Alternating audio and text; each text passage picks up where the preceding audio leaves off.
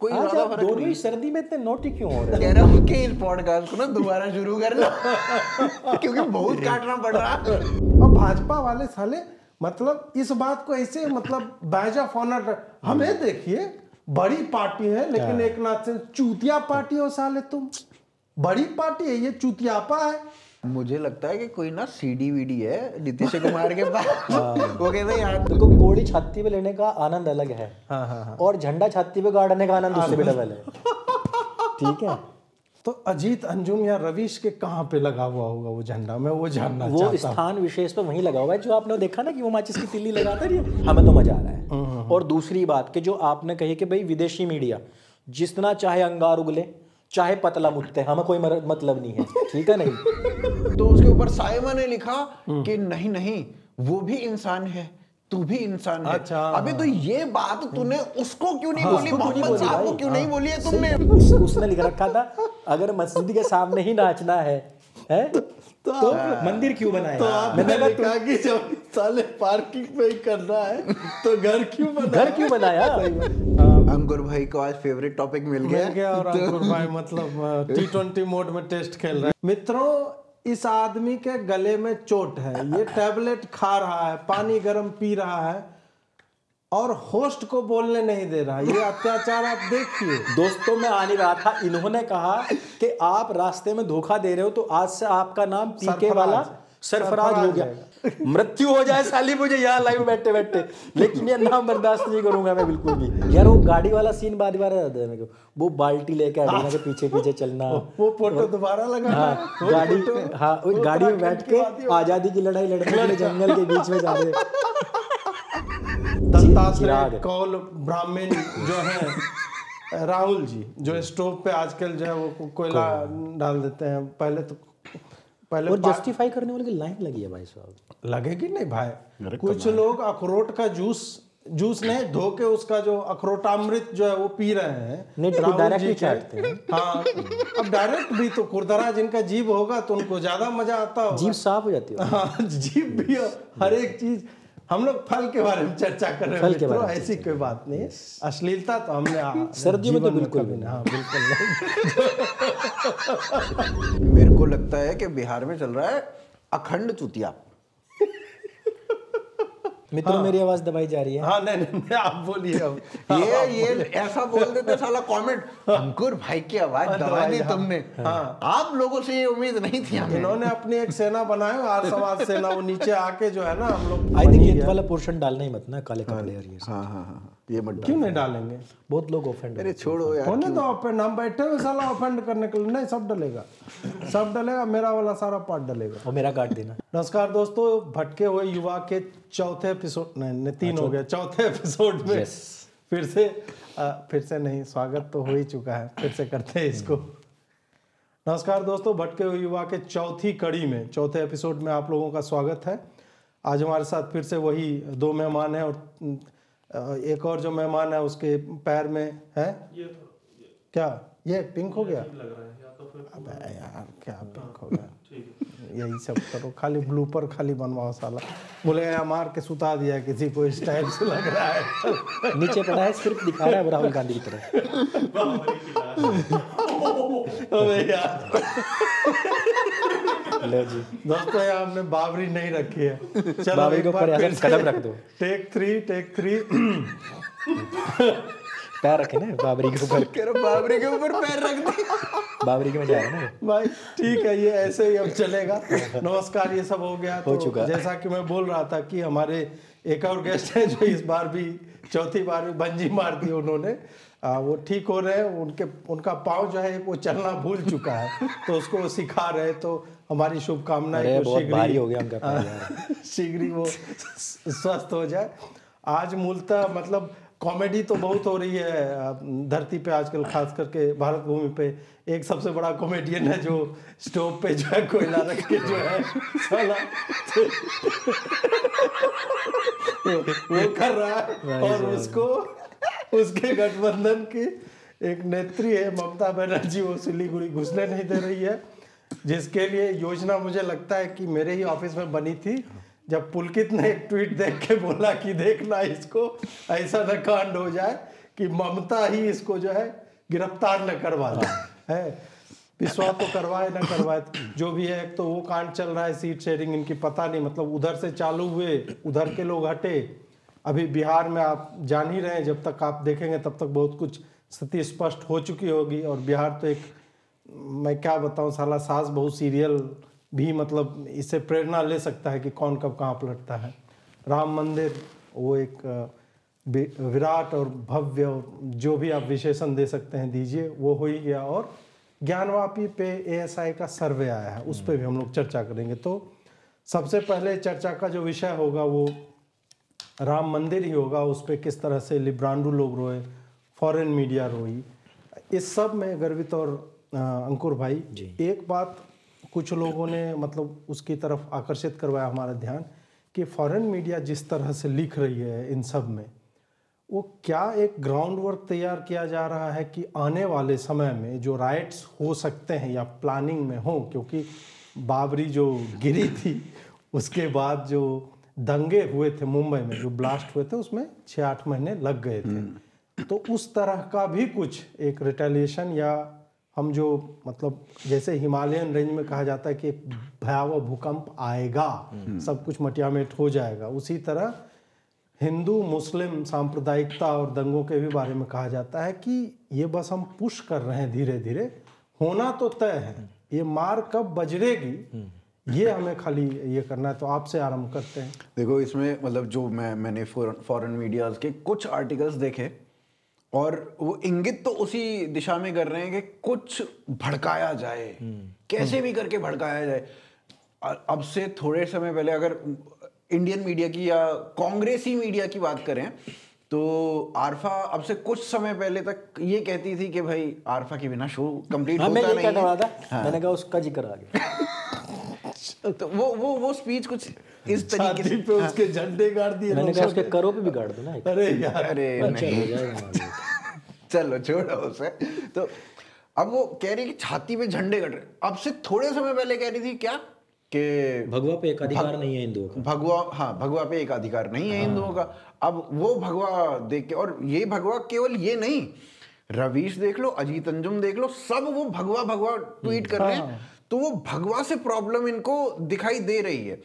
और अभी इसके बाद मैंने एक आई थिंक बंगाल का वीडियो था या कहाँ का वीडियो था, एक मुसलमान था, उसने अपने घर के बाहर भगवा झंडा लगा दिया था, हिंदू मुसलमान एकता दिखाने के लिए। तो उसको ऐसी थ्रेट्स आ रही हैं, उसने वो झंडा हटाया पहले, तो उसको ऐसी थ्रेट्स आ रही हैं कि वो रो के वीडियो बना रहा था कि कोई मुझे बचा लो, मैं घर से नहीं निकला हूं, 1 दिन हो गया, 2 दिन हो गए, घर से नहीं निकल पा रहा हूं। एक ऐसे ही केरला में आप सभी ने फोटो देखी होगी, राम जी और लक्ष्मण जी साइड में हैं, मतलब जो बच्चे हैं उन्होंने वो रूप ले रखा है, और एक मुसलमान जो है उनके बीच में बैठा हुआ है। तो वो फोटो अगर आप स्क्रीन पे लगा सकते हैं तो वो भी लगाइए।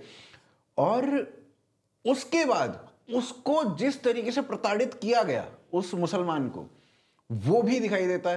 पहले दिन इधर उधर एक आधी कोई, आप मीरा रोड को देख छोड़ दो, मीरा रोड पे हल्का सा दंगा वंगा हुआ था, तो लाठी वाठी मारे थे, उसके अलावा कहीं पे भी नहीं था। एक गुजरात में पत्थरबाजी, गुजरात में थोड़ा बहुत था, पर अगले दिन से कई और जगहों पे भड़क गया। तो ये इस तरीके की रिपोर्टिंग इन लोगों ने की कि वो उनको भड़काया जा रहा है। और फिर जब ये आपकी विदेशी मीडिया इस तरीके का काम करती है और चुनाव आ ही रहे हैं, कोई ऐसा दंगा हो जाता है, तो आप मान के चलिए कि वो एडवांटेज कांग्रेस हो सकता है एन चुनाव के टाइम पे। तो वही इनका मेरे को लगता है कि कहीं ना कहीं प्लान है कि कोई तो दंगा हो जाए, इतना बड़ा इवेंट हो गया। 10 साल से वो यही सोच ही रहे हैं कि कहीं तो दंगा हो जाए, कुछ तो हो जाए। अगर दंगा नहीं होता है तो दिक्कत हो जाएगी। जो मेरे को लगता है वो प्लानिंग उसी डायरेक्शन में पूरी रिपोर्टिंग चल रही है। बिल्कुल। अजीत भाई, सबसे पहले तो धन्यवाद आपका, क्योंकि ये मुद्दे बहुत ज़रूरी हैं उठने, और हमारे हिंदू समाज को पता लगना बहुत ज़रूरी है। देखो, जब 2019 में आपने देखा होगा कि वर्डिक्ट आने वाला था और मुस्लिम पक्ष अपनी बातें रख चुका था, उसके बाद में उन लोगों को पता था कि हमारा पक्ष मजबूत नहीं है। और जिस टाइम पे इधर हमारा जब पक्ष रखा जा रहा था, तो उसी टाइम पे आपने देखा होगा कि 2019 में जब फैसला आया उससे पहले ही अप्रैल से ये बात स्टार्ट हो गई थी कि गुड़गांव में एक लड़का कहता है कि मेरी टोपी उतार के नीचे फेंक दी गई, मैं जस्ट जय श्री राम के नारे लगवाए गए, पहला चीज। फिर एक और लड़का था, उसने पैन यहाँ मारा, ये शर्ट फाड़ ली और उसने कहा मेरे से जय श्री राम के नारे लगवाए गए। फिर लोनी में एक बुढ़ा व्यक्ति था, उसने कहा कि मेरी दाढ़ी नोची गई, फिर काटी गई, फिर से जय श्री राम के नारे लगवाए गए। फिर एक और था अपसीमिया जो कि पश्चिम बंगाल में था, उसने खुद मुसलमानों से, असगर नाम था उसका, उसको मारा पीटा, उससे जय श्री राम के नारे लगवाए, वीडियो बनवाया, वायरल करवाया। ऐसे तकरीबन 25-30 वारदात उस जमाने में हुई थी। 25 नहीं, मैं बताता हूँ, मैं ऑफ इंडिया में एडिटर था, तो हमारा तो ऑफ इंडिया को मैं लगा भी दूंगा। 50 ऐसी घटनाएं हुई थी जिसमें एक में भी जय श्री राम वाला दावा नहीं था और सारे झूठे थे। तो मैं ये कहना चाहता हूँ कि उन लोगों का जो आप मेरी बुक के विमोचन पे भी आए थे, और उसमें पूरा एक चैप्टर इसी नाम पे है कि किस तरीके से उन्होंने भगवान श्री राम, मैंने उसका चैप्टर का नाम ही दिया राम से बड़ा राम का नाम, कि जो चीजें हम लोग सोचते हैं ना कि हम भगवान राम का नाम लेकर हम पार उतर जाएंगे, मुसलमानों ने इसी चीज का यूज किया और 50 ऐसी खबरें आई थी और हर एक झूठी थी। वो राम का नाम लेके पार उतरने सोच रहे थे। तो और इसका कारण गर्वित भाई ये था कि वो ये चाहते थे कि क्योंकि वर्डिक्ट आने से पहले हम ये पेश कर दें कि अगर ये फैसला आ गया तो जमाना क्या होगा, तो उसमें कहीं ना कहीं ये पीछे चला जाए मामला और कोर्ट थोड़ा सा इस पे संज्ञान लेके और इसको डाल दे कि भैया ये तो अभी से इतना उबाल मार रहे हैं, अगर मंदिर बन गया, फैसला आ गया तो क्या होगा, यहाँ तो जो मतलब हमारी जो एक तरीके से हार्मनी है वो डिस्टर्ब हो जाएगी। दूसरी चीज जो आपने कहा कि भाई मुसलमान ने ऐसा कर दे तो उसकी पिटाई होगी। अब ये अजीत अंजुम, रवीश, आरफा यही तो कहते हैं कि हिंदुओं को बड़ा दिल दिखाना चाहिए, तो मुसलमान बड़ा दिल नहीं दिखा सकता। सेकुलरिज्म का ठेका सिर्फ पहले वो उनका छोटा होता है, हाँ वो छोटा होता है क्योंकि कटा होता है, तो इस वजह से नहीं मतलब बोलते हो ऐसी चीज साला बाद में काटना नहीं, मैंने ये उसकी बात ही नहीं करी, आप थोड़ा नोटी सोच रहे हो, उनका दिल कटा हाँ नोटी सोच रहे हो। मैंने कहा कि दिल बड़ा नहीं होता, कटा होता है, थोड़ा छोटा होता है, तो नहीं काटना मत। तो मैंने तो उसकी बात ही नहीं करी, आप थोड़ा ज्यादा सोच रहे हो। सर्दी में आपका ध्यान वहां क्यों रहता है? नहीं जाना चाहिए। तो मैं कह रहा था कि उन लोगों का ध्यान कहाँ है, उनका ये था कि किसी भी तरीके से इसको असामाजिक दिखाओ, भारत की वो जो अस्मिता और अमन की आशा उसके खिलाफ दिखाओ और राम मंदिर को रुकवाओ, लेकिन वो हो नहीं पाया ना। फिर अब मंदिर बन रहा है तो अब क्या करेंगे, अब यही तो करेंगे। और अब देखो क्या कह रहे हैं कि वो मुस्लिम ब्रदरहुड को, नेबरहुड को ध्यान में रखते हुए, अरे भाई खाए का नेबरहुड भाई अगर वो ये कह रहे हैं कि मुस्लिम एरिया है इससे मत गुजरो, तो मैं उनको कहना चाहता हूं भाई ये हिंदू एरिया है, पूरा का पूरा देश हिंदू बहुल है, तो मैं तो तुम्हें दरवाजे से बाहर ही निकले दूंगा अगर उस बात पे आ गया मैं। लेकिन मैं आता नहीं हूं क्योंकि मैं क्या बोलते हैं इंग्लिश में एक वर्ड होता है सिनर्जी, शायद उसको बोलते हैं। मैं विश्वास रखता हूं, मैं वसुधैव कुटुंबकम में विश्वास रखता हूं, नहीं तो ये 100 करोड़ हिंदुओं का देश है, तो अगर उस बात पे हम आएंगे तो फिर तुम्हारी ऐसी तैसी हो जाएगी। तो हम नहीं चाहते, क्योंकि हम वही व्यवहार तुम लोगों के साथ करते हैं जो हम अपने लिए तुमसे चाहते हैं, तुम भी वैसा ही व्यवहार करो जैसा तुम अपने लिए चाहते हो। एक विशेष टिप्पणी चाहूँगा क्योंकि एक विशेष क्लिप आया था, वो मैं क्लिप वापस चला रहा हूँ। बिल्कुल। और उसके बाद जिस सोसाइटी में मैं रहती हूँ वो एक मिक्स्ड पॉपुलेशन है, तकरीबन कमोबेश उतनी ही आबादी वहाँ हिंदू, मुसलमान और सिख ईसाइयों की है जितनी आबादी यहाँ देश में है।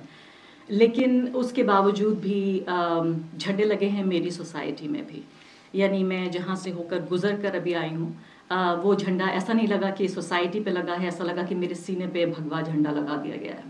तो इस क्लिप में आरफा जी ने कहा कि वो मैं जब निकली और मैं जब उस कम्युनिटी में रहती हूँ, सोसाइटी में जो मेजरली जो है वो उसी तरह की रिप्रेजेंटेशन वाली है, मेरे बाल आप लगा लीजिएगा आप लोग, जिसमें बिल्कुल वही प्रतिशत है जितने हिंदू देश में है, जितने मुसलमान देश में हैं, वही है। और जब मैं वहाँ से निकली तो फिर मैंने देखे कि भगवा झंडे लगे हुए थे और जो सैफरन फ्लैग्स हैं वो ऐसा लगा कि मेरे छाती पे लगे हुए हैं।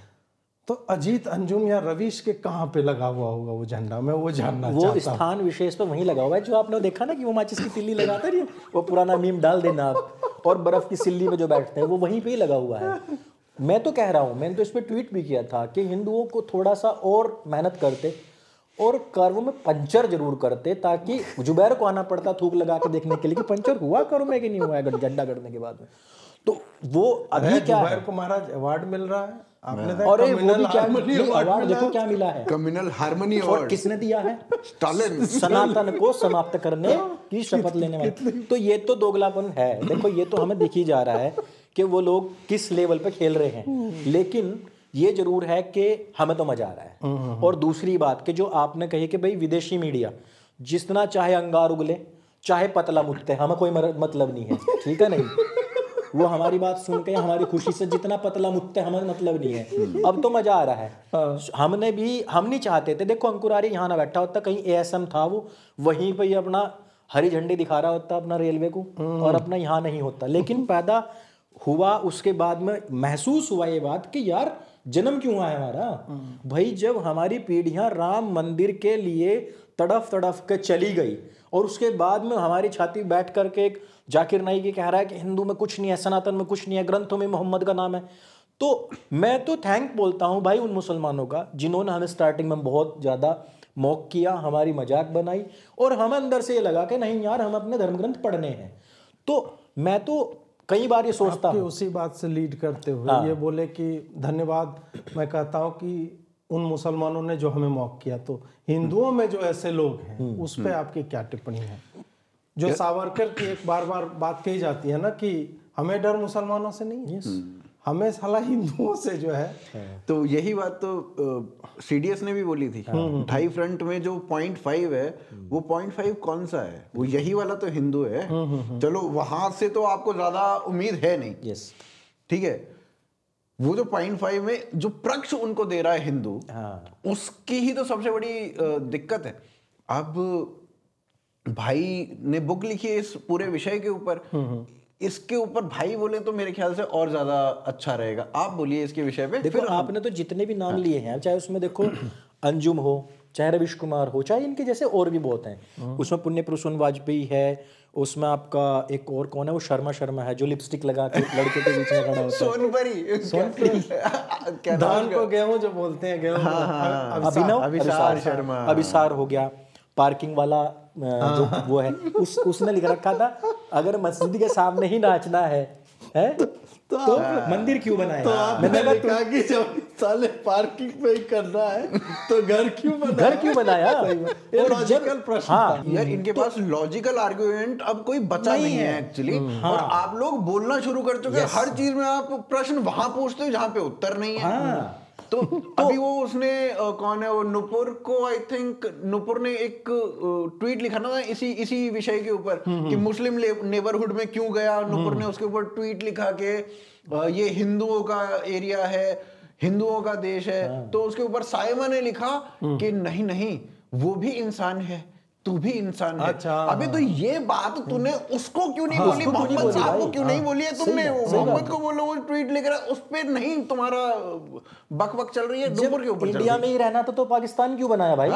तो तुम हमें एक बात कहोगे तो 10 उंगली तुम्हारी तरफ खड़ी हो रही है। तो वही चीज है कि हम जिस 2.5 फ्रंट में आधे फ्रंट से हम लड़ रहे हैं उनमें सारे हिंदू ही हैं। और वो आप देखोगे कि वो इतना नहीं बोल रहे, कहते हैं ना कि मर्द इतना नहीं बनता, औरत भी नहीं इतनी बनती है, तो जो बीच वाला होता है ज्यादा ताली मारता है। और यही हमारा वो आधा फ्रंट है जिन्होंने कहीं ना कहीं जाकर अपनी खतना करवाया हुआ है। हम नहीं कह सकते वैचारिक खतना उन लोगों का हो चुका है। तो हमें सबसे बड़ी जो लड़ाई है वो हमारी उनसे नहीं है। देखो हमें पता है कि उनकी विचारधारा जस्ट अपोजिट है हमसे, लेकिन वो जो महेश के नाम से है, जो अभिसार के नाम से है, वो जो लोग हमारे बीच में बैठे हुए हैं उन लोगों से, साला अजीत के भी नाम से यार। हाँ मैं तो अजीत नाम और इनका तो भाई है वो मेरा गोतिया भाई है। वेलकम में डायलॉग था ना, अरे मार भी नहीं सकता इसको भाई, क्या इतना करता हूं। सही बात है, तो वही बात समस्या है। तो हमें मैं तो यही कहूंगा सभी को कि हमें तो सबसे ज्यादा आस्तीन के उन सांपों से बचने की आवश्यकता है जो हमारे आसपास हैं, हमारे नामों से हैं। जी अच्छा, मैं इसमें ना एक चीज और कई बार सोचता हूं कि are we heading towards a civil war? क्या हम सिविल वॉर की तरफ बढ़ रहे हैं? आप लोगों का क्या विचार है इसके ऊपर? नहीं, वो तो मैंने आपसे प्रश्न ही पूछा था, उसी वक्त मैंने बोला कि हम मतलब इंटरनल रिपोर्ट्स हैं ऐसे कि India is on the brink, वो है। अब सिविल वॉर इनएविटेबल है, उसको आप 5 साल टाल दो, 10 साल टाल दो, 15-20, आप सही लोगों को चुन करके वो टाइम स्पैन अगर आपको मिल गया, तो जो डीरेडिकलाइजेशन की बातें हो रही है तो उसको इम्प्लीमेंट करने के लिए आपको समय मिल जाएगा। हालांकि उससे होगा घंटा कुछ नहीं होने वाला है, क्योंकि there is no such thing as deradicalisation of Islam. उसमें खाली रेडिकलाइजेशन भी नहीं, इस्लाम वर्ड अपने आप में और जो हम इस्लामिज्म देख रहे हैं उसमें रेडिकल शब्द के प्रयोग की आवश्यकता नहीं। मुद्दा ये है ना कि मुसलमान ठीक है, मुसलमान में कोई गलती नहीं है, इस्लाम में गलती है। आइडियोलॉजी आपको, हाँ बिल्कुल, जो आइडियोलॉजी है वो आपको पुश करती है। देखो आप चाहे आरफक, इसको हम साइमा को क्या मानते थे, मैं तो मतलब जब स्टूडेंट लाइफ में रेडियो जॉकी मानते थे आप उसको, रेडियो जॉकी मानते थे, मतलब सुनते थे 9 बजे, हम मानव मानते थे, बाद में वो मुसलमान निकल गई। बहुत सारे ऐसे लोग हैं जिनका हमें बाद में पता लगा कि भाई इनका रेडिकलाइजेशन तो बचपन में हो चुका है, और ये तो सिर्फ एक तरीके से रंग बदल के बैठे हुए थे। जब तक हम उनकी इफ्तारियों में जा रहे थे तब तक, जब तक हम सेवैयां खा रहे थे, टोपी लगा के नेता लोग जा रहे थे, और हम ये बोल रहे थे कि बाबरी की जगह पे अगर बनाना है तो हॉस्पिटल बनाओ, हम लोग तब तक सही था, तब तक सही था। मतलब आप देखो ना, साइमा से मियां खलीफा तक सब एक से ही है, कोई ज्यादा फर्क दोनों ही सर्दी में इतने नोटी क्यों हो रहे फर्क है क्या करें, हम भी वो कौन था संजय राउत की जैसे नोटी हैं थोड़े पे। आप सोच भी कैसे सब काट देना है सब, क्या बकलोली आप, मतलब नहीं मैं तो दिल की बात बता रहा हूं, फ्री फ्लो चलने वाली चीज आप एक भाई मैं कह रहा हूँ घरेलू वार्तालाप बना दिया। मैं कह रहा हूँ कि इस पॉडकास्ट को ना दोबारा शुरू कर लो क्योंकि बहुत काटना पड़ रहा।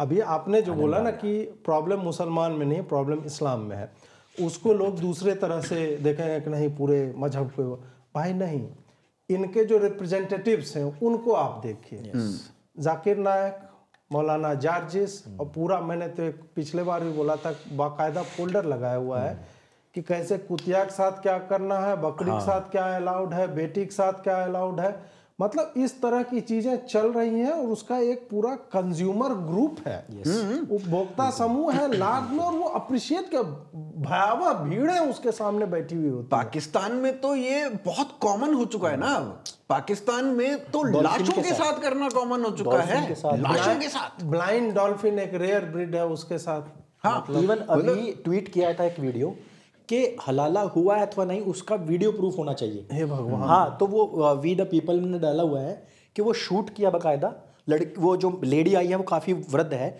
खुद बेड साफ कर रही है, फिर सब कुछ हुआ उसका बकायदा, वो गया, फिर उन्होंने देखा कि हाँ हो चुका है हलाला, तब उसका फिर वापस विवाह, मतलब निकाह उसके साथ हो रहा है। तो ये सब चीज़ें बहुत नॉर्मल है। हाँ, ये मैं वही तो कह रहा हूँ। अभी कोई वो आरजू काज़मी के साथ, आरजू है ना, आरजू काज़मी के साथ कोई पॉडकास्ट पे बैठा हुआ था, तो उसने बताया कि डिफेंस में, पाकिस्तान की डिफेंस में बहुत कॉमन है, मतलब मुर्गियों तक का कर देते हैं। मुर्गियों का कर कैसे सकते? भाई साहब चींटी बची हुई है और कुछ नहीं बचा हुआ है। नहीं, मुर्गी जो चींटी तो उल्टा उसका बलात्कार कर देगी जो कर नहीं जाएगा, जो भी है। मुर्गी वाला तो उसको सजा मिली है यूके में, ये केस है, रिकॉर्डेड केस है। बाकी फेटिश जो है पाकिस्तानी का, वो बात तो अलग है। इतनी काहे की फेटिश कि आप कुछ नहीं छोड़ रहे हो, कुछ भी एक सुअर को छोड़ देते हो, बाकी सब कुछ नहीं, सब चीज अलाउड है, तो क्या मतलब वर्जित है ही नहीं। सेक्स के मामले में कोई वर्जना नहीं, कुछ नहीं, सब एकदम यहाँ सब कुछ उपभोग सेट है मामला। खैर, एक और बात राम मंदिर पे, उसके बाद हम ज्ञान वापी चलेंगे। मैंने अभी एक वीडियो बनाया था जो आप लोगों ने भी देखा, और उसमें मैंने ये बोला था कि हमें अभी पता नहीं है कि ये क्या हुआ है। हम शायद इस चीज़ को अभी अप्रिशिएट कर पाने की स्थिति में नहीं है कि इस एक इवेंट के बाद जो घटनाएं घटित होंगी वो हिंदू धर्म के लिए, भारतीय राष्ट्र के लिए कितना मायने रखती है। उस पर मैं आप लोग देखो, मेरे को जो लगता है ना, ये हिंदू पुनर्जागरण का प्रारंभ है। हमारे जो जितने भी मंदिर थे अभी तक, जो केंद्र हो सकते थे, वो सभी साउथ में थे, और साउथ उतना एक्सेसिबल नहीं था, टू बी वेरी फेयर। अभी तक मतलब अब एक्सेसिबल होना शुरू हो रहा है। बहुत वास्ट लैंड है, तो वैसे भी एक्सेसिबल नहीं होगा। हाँ, तो अभी उस तरीके से लोगों के पास पैसा आ रहा है, तो एक्सेसिबिलिटी बढ़ रही है। अदरवाइज अभी तक वो एक्सेसिबल नहीं था, और मंदिर सारे वहीं थे। अब हमारे यहाँ पे मंदिर कैसे थे, जो गली में हो गया शिव मंदिर, और उसके ऊपर भी लिख रखा है जो अभी 1998 में बना है, पर प्राचीन शिव मंदिर बना रखा है। तो उस टाइप के मंदिर थे हमारे यहाँ पे। तो वो जो केंद्र था, वो केंद्र की आवश्यकता थी। वो केंद्र अब राम मंदिर बनेगा, बिल्कुल। और वो ना केवल नॉर्थ के लिए बनेगा, वो साउथ के लिए भी बनेगा। क्योंकि राम जो है, आप देखिए ना, राम ऐसा नाम है जो साउथ में बहुत कॉमन है। बहुत। अभी एक आया था ना भारत का मैप कि राम के नाम से कितने शहर हैं, और साउथ में ज्यादा शहरों के नाम हैं। हाँ, तो वहां पे आप देखिए, आप बेशक वहां की पॉलिटिक्स को इस बात से कितनी ही चिढ़ मचे, लेकिन वहां के नाम, वहां के लोग राम में हैं। वहां की पॉलिटिक्स से मेरे को ज्यादा कुछ लेना देना नहीं है, वहां के लोगों से मुझे बहुत कुछ लेना है। तो वो जो केंद्र बनेगा हिंदू पुनर्जागरण का, वो राम मंदिर से उसका प्रारंभ मुझे होता हुआ दिखता है। बहुत लोग इस चीज को नहीं देखेंगे, पर मैं इस चीज को इस तरीके से ही देखता हूं। और जब जागरण होगा, जब ज्ञानवापी मिलेगी, तो वो केंद्र जो बनेगा वो काशी बन सकता है। प्राचीन समय के अनुसार वही केंद्र था, वही केंद्र बनना भी चाहिए फिर से, क्योंकि वो बिल्कुल सेंटर है भारत का। तो वो भी एक मेरे को लगता है। पर अभी तो जो पुनर्जागरण का प्रारंभ है, वो यही राम मंदिर से मुझे होता हुआ दिखता है। देखिए, एक चीज होती है कि आपका घर मान लो किसी ने कब्जे में ले लिया। अब हम कश्मीरी हिंदू को लेते हैं, तो वो प्रगति कर रहे हैं, विदेश में चले गए, बहुत पैसा है, और उन्होंने पहले से ज़्यादा तरक्की करी है, एक आम भारतीय से ज़्यादा तरक्की करी है। लेकिन वो जो टीस रहेगी ना कि हमारा पुराना वैभव, हमारी प्राचीन जड़ें, तो जब तक हमें वो चीज़ें प्राप्त नहीं हो जाएंगी, तब तक हमारा जो स्वाभिमान है ना, वो बाहर निकल नहीं पाता है। तो आज ये बात हो रही थी कि भैया कहीं पे भी झगड़ा हो रहा है, यहाँ ये हो रहा है। मैंने कहा अब हिंदू बर्दाश्त नहीं करेगा, क्योंकि अब जो एक चौधराहट का जो मुकुट कहो, पगड़ी कहो, वो उनके सिर पर आ चुकी है, और उन्हें लग रहा है कि हमारा शिरमौर हमारे सर पर है। तो अब वो बर्दाश्त नहीं करेगा। वो जमाना चला गया जब वो इफ्तारी में जाता था, जालीदार टोपी पहनता था, तब वो कहता था कि अरे नहीं, वहाँ पर तो हॉस्पिटल बनना चाहिए। अब नहीं है वो। अभी तो किसी ने डाला हुआ था कि जो ANI की वो जो है, तो वो तो कहा करती थी, तो तो कहा करती थी पहले कि बनना चाहिए, लेकिन अब ऐसा क्यों? तो मैंने कहा यही तो चाहिए हमें। एग्जैक्टली, यस, हम उस पुनर्जागरण को चाहते। पुनर्जागरण का अर्थ क्या होता है भाई? क्योंकि जो सो चुके हैं उनका जागरण होना।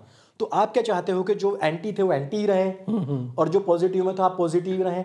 इवन जिस महिला ने वो ट्वीट किया था, वो कल यासीन मलिक के साथ खड़ी हुई थी। तो आप में भी तो परिवर्तन आया है, तो आप ऐसा नहीं कह सकते। तो वो पुनर्जागरण मुझे देखने को मिल रहा है। और मुझे तो कई लोगों ने कहा, इवन शंकराचार्य के जो फॉलोअर्स हैं, उन्होंने कहा आर्य समाजों को क्या खुशी मिल रही है इसमें। और ये बड़ा सवाल है कि आर्य समाजों को क्या भाई, ये इतने खुश क्यों हो रहे हैं? तो और हमारा जो ग्रुप है वो एक ऋषि उवाच है, तो उन्होंने शंकराचार्य जी के जितने भी वो थे उनका सबका आंसर किया हुआ है, पूरा मतलब थ्रेड बना के। तो मैं उसमें ये ऐड करना चाहता हूँ कि देखो, आर्य समाज कभी मंदिर के विरोध में नहीं रहा। राम मंदिर के जो कोषाध्यक्ष हैं गोविंद देव गिरी जी महाराज, आप उनका स्पीच उठाओ तो वो खुद कह रहे हैं इस बात को कि जिस टाइम पे हैदराबाद की क्रांति हो रही थी और वहां निजाम मंदिरों को तोड़ रहे थे, उस टाइम आर्य समाज के लोगों ने ह्यूमन चेन बनाई थी और अपनी जान गंवाई थी मंदिरों की रक्षा के लिए। जब करपात्री जी महाराज ने गाय रक्षा के लिए, उनके लोग नहीं आए थे सामने, तो आर्य समाज की शरण में आए। उन्होंने कहा कि हमें संसद का घेराव करना है। करपात्री जी महाराज शंकराचार्य, वो गौर मूर्ति पूजक हैं, और उन्होंने ये कहा कि महर्षि दयानंद सरस्वती शिव के अवतार हैं। तो हमारे लोगों ने कहा कि हम खैर आपकी जो अतिशयोक्ति भावपूर्ण है, हम उसके विरोध में नहीं है, पर हम ऐसा नहीं मानते। वो खुद कहते थे कि मैं जैमिनी कर्णाद के समय होता तो मैं उनके आश्रम में झाड़ू लगा रहा होता, मैं कोई अवतार नहीं हूँ, मेरी तो समाधि भी नहीं बननी चाहिए, तुम लोग वहीं माथा टेकने लग जाएंगे। लेकिन हम आपके साथ हैं। संसद का घेराव करने वाले लोग कौन थे? सारे आर्य समाजी थे। सब ने छाती के बटन खोल के गोली खाई। उन्होंने कहा कि ऐसा मारना। तो वो जज्बा जो है, आप किस किस को नकारोगे जी? लाला लाजपत राय से लेकर भगत सिंह से लेकर उनका पूरा खानदान से लेकर सारे आर्य समाजी थे। आप इतिहास उठाओ, सारे क्रांतिकारी जिन्होंने धर्म के लिए लड़ाई लड़ी है। इवन हमारा तो आर्य समाज मंदिर होता है भाई। आप ये कैसे कह सकते हो? इवन जयपुर से संचालित होने वाले एक यूट्यूब चैनल है, तो उनके चैनल पर बैठे हुए थे वो अभिजीत चावड़ा जी। तो उन्होंने कहा अरे आर्य समाजियों ने तो बहुत मंदिर और मूर्तियां तोड़ी, और अगले ही सेकंड में उन्होंने कहा कि नहीं, हालांकि मैंने ये इतिहास कहीं पढ़ा नहीं है। तो आप ये देखो कि खुद गोविंद की देव गिरी जी महाराज कह रहे हैं कि उन्होंने मंदिरों की रक्षा करी। ऋषि दयानंद के पास में जब एक उनका शिष्य जाता है तो कहता है रोड सीधी निकलनी है, मंदिर आ रहा है रास्ते में, तो गुरुजी हटवा दूं? उन्होंने कहा नहीं, रास्ता घुमाओ, मैं मंदिर तुड़वाने नहीं आया, मैं मूर्ति तुड़वाने नहीं आया हूं। तो हम लोगों में जब इतना बड़ा गौरव है, मैं कह रहा हूं कि हम लोगों ने हमारे पूरी हर आर्य समाज में इतना बड़ा मतलब वैभवपूर्ण उसका स्क्रीनिंग बड़ी लगा करके हमने उसका आयोजन किया है, डोनेशन दी है, कार सेवक हमारे समाजी लोग थे। हम लोग ये मानते हैं कि, और इवन अजीत भाई उस सब बातों को भी आप छोड़ दो, 150 साल पहले आर्य समाज आया, हम प्रतिदिन हवन करने वाले लोग हैं। हमारा पता है पहला नारा क्या होता है? सत्य सनातन वैदिक धर्म की जय, मर्यादा पुरुषोत्तम भगवान श्री राम की जय। तीसरा होता है योगेश्वर श्री कृष्ण महाराज की जय। हम 150 साल से प्रतिदिन ये नारा लगाते आ रहे हैं, तो हम कैसे ये कह सकते हैं भाई? तो मैं मानता हूं कि ये राष्ट्र के गौरव का, स्वाभिमान का मसला है, मामला है। अगर मैं टंकारा में जो हमारे टंकारा में जो ऋषि दयानंद का जो घर है, हम उसको अक्षुण्ण रखने के लिए जान लड़ा देंगे, तो हम भगवान श्री राम के लिए, हम काशी के लिए, हम मथुरा के लिए जान लड़ाएंगे, बिकॉज हम सनातनी हैं। आप उपासना की तरीकों से हमें डिफरेंट नहीं कर सकते, तो हम सबके पूर्वज एक हैं। एक थोड़े फिर शैव वाला बोल देगा कि तो तुम काहे नाच रहे हो भाई, तुम्हारे राम थोड़े हैं। इस्कॉन वाला कहेगा हमारे भी नहीं है भाई। बिल्कुल। तो ये साउथ में वो साउथ का जो पॉलिटिशियंस है, मैं नाम भूल रहा हूँ उसका, नहीं चिदम्बरम कार्तिक, उसने लिखा कि जो रामेश्वरम है वहां वो तो शिव का मंदिर है, हमें कोई लेना देना नहीं है राम से। उसका तो आओ ना काशी में, भाव तो यही काशी में आ जाए ना भाई, कार सेवा करते हैं, चलो काशी में आ जाए। मैंने उनको यही तो लिखा, कार सेवा करते हैं महादेव। उस गधे को ये नहीं पता कि शिव जब ध्यान में जाते हैं तो किसके ध्यान में जाते हैं? वो राम के ही ध्यान में जाते हैं। तो रामेश्वरम, राम ही ईश्वर है या राम के ईश्वर शिव हैं? हाँ, तो रामेश्वर दोनों डिफरेंस कर ही नहीं सकते। हनुमान जी किसके हम किसी में डिफरेंस नहीं कर सकते। बिल्कुल, ये वही है, हम इनमें डिफरेंस नहीं कर सकते, कौन बड़ा कौन छोटा, मुद्दा ही नहीं है हमारा। सही बात है, हमारे लिए मुद्दा ही नहीं है। अंकुर भाई वैसे फोन पे तो कह रहे थे टोनसिलर फ्लो देख रहे हो? भाई माहौल होता है ना यार। हाँ, आते 3 गोली ली है मैंने, ऐसे थोड़ा ही ना। गोली आपने गर्म पानी छाती पे लिया पानी? हाँ, अच्छा वो वाली नहीं, मैंने छाती पे ली है। तो गोली छाती पे लेने का आनंद अलग है, और झंडा छाती पे गाड़ने का आनंद उससे भी डबल है। ठीक है, तो मैं ये कह रहा था कि जैसा कि अभी आपने वैष्णव और शैव ये सब चीजें बताई, उस पे आधारित पोनियन सेल्वन से पुराना तो मेरे ख्याल से अभी हमें नहीं मिलता है, जब शैवों का साम्राज्य था।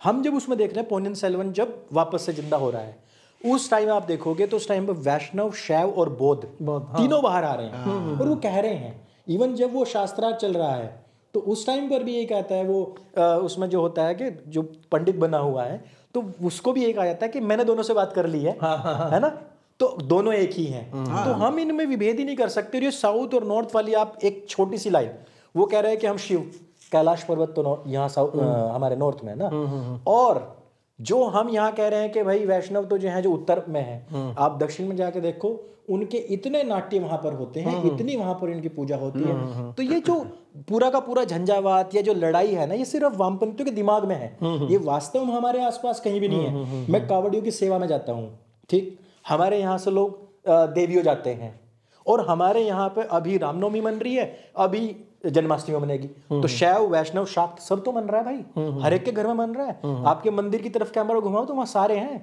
सही बात है। हम तो सारों को मानने वाले लोग, कहाँ ये वैष्णव, शाक्त और शैव चला है? ये कहीं नहीं है, ये कोई खूनी झंझट नहीं। हमारे यहाँ ये नहीं है शिया सुन्नी वाला, हमारे यहाँ है भी तो वो दार्शनिक विचारधारा है कि उसका वे ऑफ लाइफ क्या है, उसका दर्शन क्या है।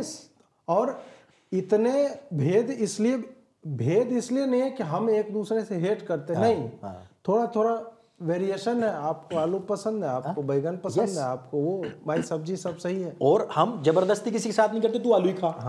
आपको एक कट्टर हिंदू कहेगा आपने राम जी को बैगन कर दिया, उसको शिव को जो है आपने गोभी कर दिया, क्योंकि तो सफाई है। भाई देखो, हिंदुओं का घर ऐसा होता है, जैसे मेरी माँ है, मेरी माँ को वैष्णो माता में बहुत आस्था है, ठीक है, वो माता की पूजा करती है, और हर वर्ष वो वैष्णो माता जाती ही है। कई बार तो ऐसा होता है वर्ष में 5-6 बार चली गई। बिल्कुल। फिर मेरे पिताजी वो घोर राम जी के भक्त, बिल्कुल अखंड राम जी के भक्त। फिर मेरे ताऊ जी वो हनुमान जी के भक्त। फिर भाई वो भोले का भक्त, मैं राम जी का भक्त, फिर आपकी मेरी बहन है, वो सभी ठीक है। हाँ, मतलब चाचा की बेटी है, सभी ठीक है, उसका कोई ऐसा पर्टिकुलर नहीं है। तो हम तो इस टाइप के लोग हैं, एक ही घर में रहने वाले, और किसी अलग को, अलग। हाँ, यस, जो सब अलग है, जो जैसे कर रहा है। और ये ना पहले पुराने टाइम में तो अभी तो मतलब जैन और बौद्ध में नहीं है, एक घर में जैन और बौद्ध नहीं है, पर पहले तो एक घर में जैन और बौद्ध भी होते थे। नहीं, मैंने देखा है जो एससीज होते हैं उनमें राम भक्त भी हैं, और जो एक नया नया नीलटा बना है तो उसने बौद्धिज्म का डोरा बंधवा लिया नीला वाला। ये तो नव बौद्ध को चल रहा है सारी। वो तो आप पॉलिटिकल नव बौद्ध हो को गया, छोड़ दो, वो उसका पॉलिटिकल धर्म से कोई लेना देना है ही नहीं। जो मैं पुराने टाइम की जैसे अशोक और इनकी बात करूं, चंद्रगुप्त जो है बाद में जैन बन गया, वही अशोक जो है बुद्ध धर्म का प्रचार कर रहा है, और उस वक्त पूरी की पूरी जनता भी, जो राजा बदलता था तो जनता भी कि हम भी वही हो गए, इस टाइप से। तो उससे पहले क्या था, ये आपका चंद्रगुप्त का बेटा जो है वो जैन बन गया था, बिंदुसार जैन बन गया था, और दूसरा बेटा बौद्ध बन गया था, वो सनातन में था, और वो सनातनी ऋषियों का सम्मान कर रहा है पूरा। वो सारी चीजें इस तरीके से चल रही है। एक ही घर में आप चार तरीके के, चार पंथों के लोग आपको दिख रहे हैं, 3 पंथों के लोग आपको दिख रहे हैं, और किसी में कोई भेदभाव नहीं है। ये तो हम तो भगवानों के बीच भेद करने की बात कर रहे हैं, जो कि मतलब पॉसिबल ही नहीं है। कर ही नहीं सकते बिल्कुल। मैं तो अपना दीवार ही दिखा दो लोगों को। उधर कृष्ण भगवान है, सरस्वती जी हैं, कार्तिकेय जी हैं, और उधर शिव जी हैं उधर, और उधर बाकी तो कृष्ण, राम, हनुमान, दुर्गा जी, सरस्वती जी सब है। ऊपर में काली माता है, पीछे राम मंदिर है, पीछे राम मंदिर है। खैर, राम मंदिर से अब चलते हैं ज्ञानवापी। एक सर्वे आया जो मुझे लगता है कि भारतीय न्यायपालिका या जुडिशरी एज ए होल का दुर्भाग्य है कि सब कुछ जो साला दिख रहा है कि वो क्या है, और उसको मतलब रिकॉर्ड करने की आवश्यकता पड़ी कि नहीं, अब माना जाएगा। एएसआई के सर्वे में ये लाइन लिखी हुई है। वो एक द बैगन करके एक नया एक अभी ट्विटर पे हैंडल आया है, थोड़ा सा वो सैटिरिकल वो लिखता है। उसने लिखा कि सुप्रीम कोर्ट ने बोला कि वहाँ फॉग था तो हमें दिख नहीं रहा था नीचे क्या है, तो इसलिए हमें इस तरह के रिपोर्ट की आवश्यकता पड़ती है। अब तो वहाँ जब वो फव्वारा और नौटंकी कर रहे थे, सबको पता था वो नहीं भी होता फिर भी, और इतना ये दबा करके रखा ही इसीलिए गया था कि भाई, क्योंकि वहां खुदाई की भी आवश्यकता नहीं। Yes yes yes. वो तो चेतन भगत जी का मॉस्पल का एकदम परफेक्ट एग्जाम्पल है ना, मॉस्क प्लस टेम्पल का वो बना हुआ है। मैं चाहूँगा जुडिशरी पे, या मतलब ये अक्ल के जो अंधे हैं साले, या फिर ये जो ओवैसी टाइप का आदमी है, जिस चिरकुट ने, उसका भी एक ट्वीट आया है कि ये एकेडमिक स्क्रूटनी जो है, भोसड़ी के एकेडमिक स्क्रूटनी, उसमें क्या करना है? आंख में घोड़े का बाल घुसा हुआ है, सुअर का। इसी सबको साला माँ बहन गाली देने का मन करता है, वहां दिख रहा है। शुक्र है घोड़ा ही बोला, थोड़ा इधर उधर भी हो सकता था। घुंघराला बाल। अरे इन लोग का दिमाग खराब हो जाए आदमी का। कोई कैसे कर सकता है एकेडमिक स्टूडेंट साले। रोक, कंट्रोल उदय, कंट्रोल गदादारी भी कंट्रोल बोले। हाँ, तो देखिए, मेरा तो यहाँ पे सीधा सीधा टेक ये था कि दुर्भाग्य ये नहीं है कि सुप्रीम कोर्ट कुछ कर नहीं पा रहा है। दुर्भाग्य सबसे बड़ा ये है कि एएसआई की रिपोर्ट को दबाने के लिए कहा गया, और उनकी हलक में डंडा देके कहा गया कि नहीं सार्वजनिक छपेगी, सार्वजनिक छपेगी। तो ये दुर्भाग्य था कि नहीं आराम से कर लेते हैं, गोपनीय रखते हैं। ये दुर्भाग्य है। जब आपकी हर चीज खुले में हो रही है तो खुले में रखो ना। क्या आ रहा है लोगों को पता चलने दो ना, आपके ऊपर प्रेशर बनने दो ना। अब लोग आपके ऊपर प्रेशर बनाएंगे ना, अगर आप इधर उधर कर देते हो कुछ, आपकी हलक में डंडा दिया जाएगा ना। आप इसीलिए गोपनीय रखना चाह रहे थे क्या? तो ये है दुर्भाग्य कि ऐसी चीजों को भी गोपनीय रखना चाहते हैं। जो कि मतलब आप ये देखो कि अगर ऐसा हो जाए कि मुसलमान ये कह दे कि भैया देखो, हम उन आतंकवादियों को, आक्रमणकारियों को अपना अब्बा बनाना बंद करें, और हम इस भारत के साथ हैं जिसका चयन हमने स्वयं किया कि हम एक ऐसे राष्ट्र में रहना चाहते हैं जिसकी प्राथमिकता मजहब या धर्म नहीं बल्कि राष्ट्र प्रेम है। तो वही बात आ जाएगी कि जब रहना हिंदुस्तान में तो पाकिस्तान क्यों लिया था भाई, और यहाँ रहना है तो देखो यहाँ का जो संविधान है उसकी आत्मा के साथ रहो ना। जो 49 में जो बनाया गया था, देखो उसमें कहीं पर भी सेक्युलरिज्म और इन सब चीज़ों का कोई स्थान नहीं था। और वो जानते हुए, हालांकि मैंने इस बात को बहुत डिटेल में भी लिखा है कि भाई जिस टाइम पे मोहम्मद अली जिन्ना को बिहार के 85% लोग वोट कर रहे हैं, 3.5 करोड़ में सिर्फ 70-75 लाख लोग गए और वो लोग यहाँ रहे। और उसके बाद में उन्होंने क्या उत्पात मचाया, 47 से लेकर के 92 तक मैंने लिखा है जो दंगे हुए हैं, जो कुछ लोग कहते हैं ना कि अरे 92 से पहले तो हम बहुत हारमोनी में रहते थे। मैं लिखा है इसके बारे में कहाँ कहाँ हिंसा हुई। और आपने ओवैसी का नाम लिया, ओवैसी जैसे लोग जो खुद को एडवोकेट बताते हैं, बैरिस्टर लोग कहते हैं उसको, वो लोग अभी वो मुरादाबाद आया था और वहाँ वही पीछे वायलिन बज रही थी और वो रो रहा था और वो कह रहा था कि 83 में जो मुरादाबाद के दंगे हुए थे उसमें पुलिस ने मिल करके हमारे लोगों को मारा। कौन था भाई? श्रीपत मिश्रा जो कांग्रेस का था। वहां तो हमारी आयरन लेडी इंदिरा गांधी की सरकार थी और आपने उसको 14 बार कैबिनेट के सामने रखा और वापस करवाया मुसलमानों ने कि इसको रिपोर्ट को सबके सामने मत आने दो। अब योगी जी ने रखा, क्या आया उसके अंदर? क्या आया कि ईदगाह में सुअर नहीं था और इन्होंने अफवाह फैलाई क्योंकि इन्होंने दलितों की एक लड़की उठाई हुई थी, उसका रेप हुआ था, उन्होंने वो वापस छुड़वा ली थी और उसकी बारात निकल रही थी उसके एवज में कि सब दलितों का सुपड़ा साफ कर दो, मार दो इनको। वहां इन्होंने दंगा उठाया था। पुलिस ने जो हवाई फायर करी थी, भगदड़ में ये लोग मरे थे। और भगदड़ की जो रिपोर्ट आई, सबकी एक एक की जो पोस्टमार्टम रिपोर्ट आई, उसमें ये था कि दब के मरे हैं, गोली नहीं लगी थी किसी को। और ये लोग साले हरामजादगी की मतलब पराकाष्ठा को पार करते हुए ये लोग ये दिखा रहे हैं कि हिंदुओं ने, पीएससी ने, पुलिस ने मिलकर के इनको मारा है। तो आप ये देखो ना कि ये जो कहते हैं हम मुकम्मल ईमान वाले, अरे काहे का ईमान यार, तुम सच तलक नहीं बोल सकते, सच बोलने की हिम्मत नहीं है तुम्हारे, और उस ऊपर से कहते हो हम ईमान वाले। कहाँ के ईमान वाले? तुम्हें तो डूब कर मर जाना चाहिए। चक्कर क्या है ना कि बेईमान में भी एक ईमान छिपा हुआ है। हाँ, वही बात है कि बेईमान में भी। इसीलिए तो मैं तो लिखता हूं कि बेसूर। अब पिछली बात भी करो, क्योंकि आप क्या करते हो कि खतना कर देते हो यार खबर का। शुरू की जो खबर है ना उसको काट देते हो, पिछली खबर दिखाते हो बस। तो खबरों का खतना करना बंद करो।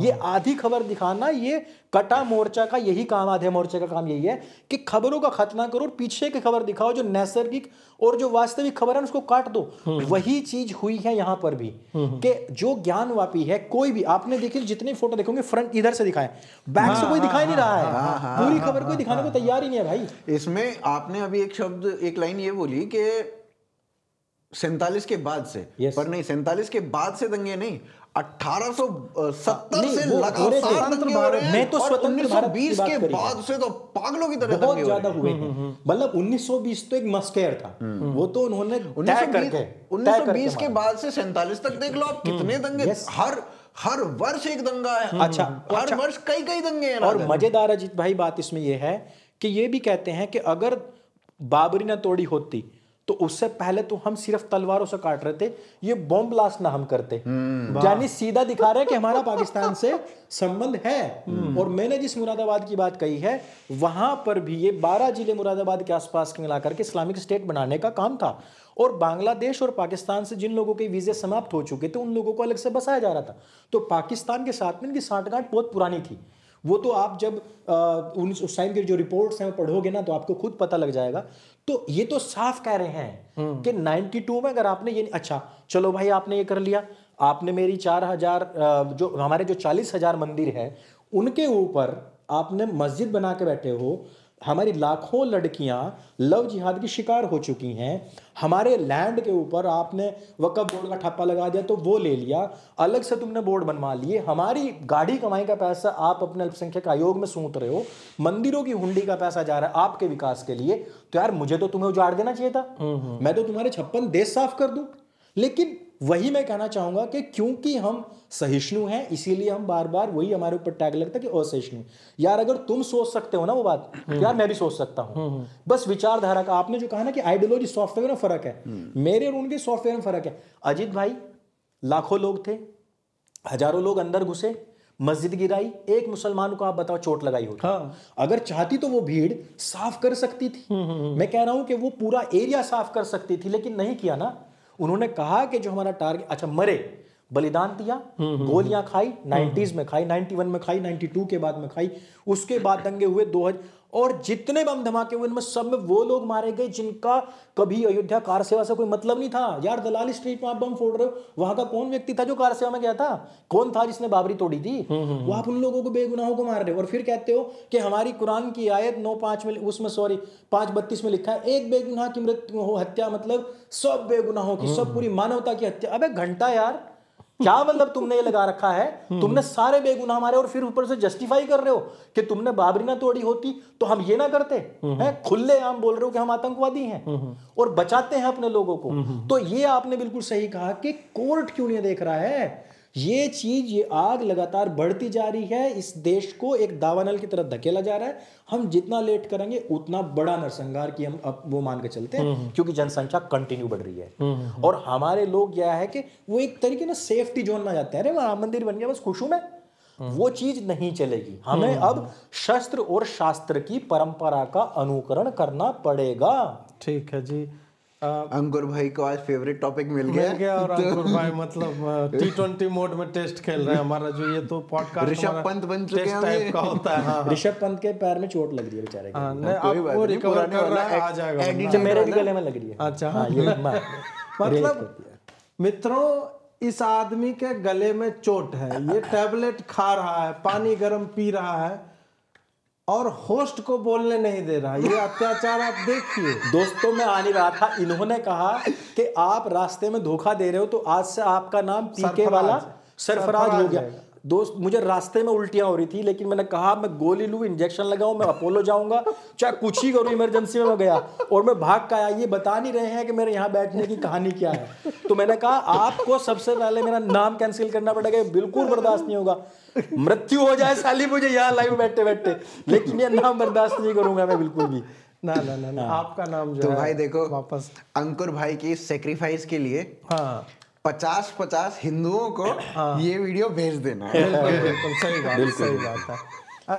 एक प्रश्न और आता है ज्ञानवापी को लेके गर्वित और अंकुर की, हमें 1992 से या पीछे से लीजिएगा तो 49 से हमें 2023 24 लग गया अपना एक मंदिर लेने में। तो क्या उसी तरह से जिस तरह का जुडिशरी का एटीट्यूड है वो पुश करते हैं? अभी मथुरा पे जो है सर्वे पे स्टे लगा दिया है, इस पे भी खींच तीर चल रहा है, मतलब चल रहा है डिस्ट्रिक्ट कोर्ट में और जा रहे हैं सुप्रीम कोर्ट, और उसमें ये मस्जिद हम नहीं बनने देंगे, ये इलीगल हो रहा है, फलाना ढिमका करके कर रहे हैं। हालांकि मेरा जो पर्सपेक्टिव इस पे है वो ये है कि 1992 का समय अलग था, 49 का समय अलग था।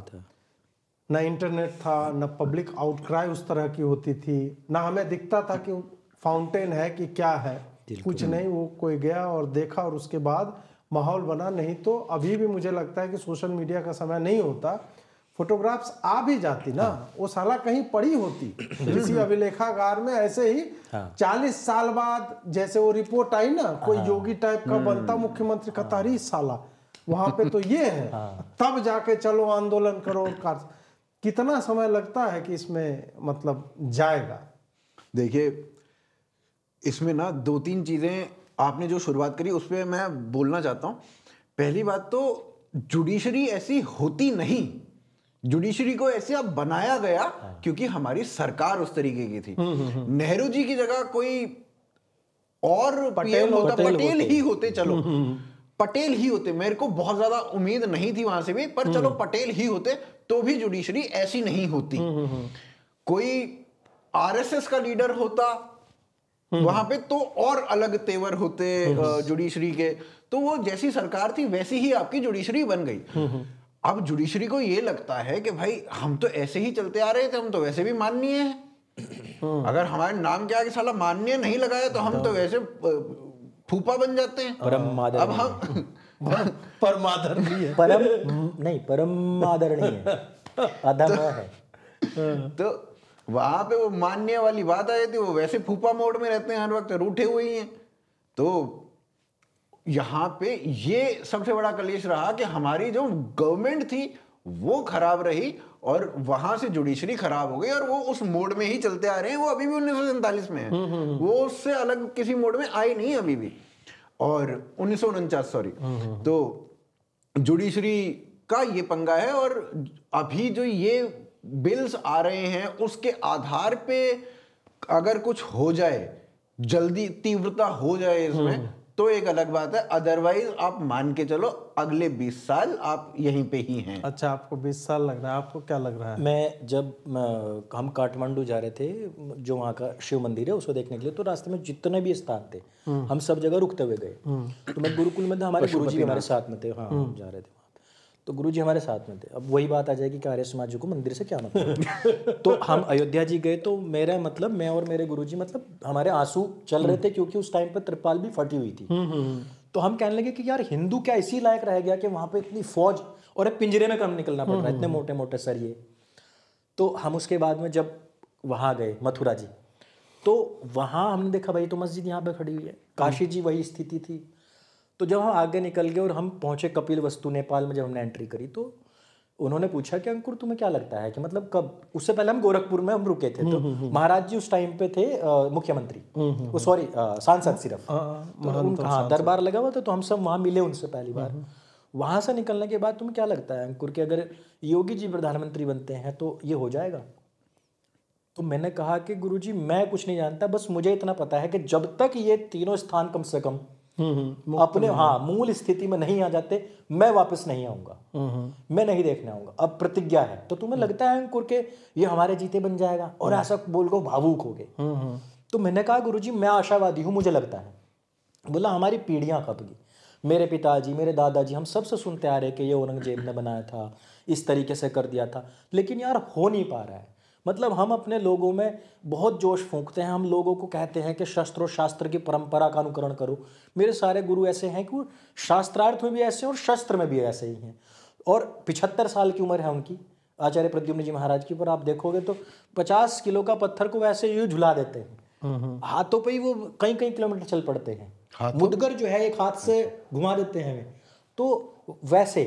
और जो उनके जो अलग जो उनकी शिष्य परंपरा में जो लोग थे वो हम और वे बात कर रहे हैं, तो हम कह रहे हैं कि नहीं हमें तो लगता है कि हो जाएगा। हमें लगता है कि यार हमने कई बार बात करी, हम अपने गुरुजी से भी बात करते हैं, जब सबसे बात करते हैं, लेकिन ऐसा असंभव सा लगता है। तो मुझे ऐसा लगता है कि देखो हमारे जीते जी ये काम होगा, मैं ये मान के चलता हूँ। साला 20 लगे 50 लगे होगा, लेकिन हो तो जाएगा। जीते जी फिर भी एक लंबा है भाई। मतलब किसने कहा कि अंकुर भाई 50?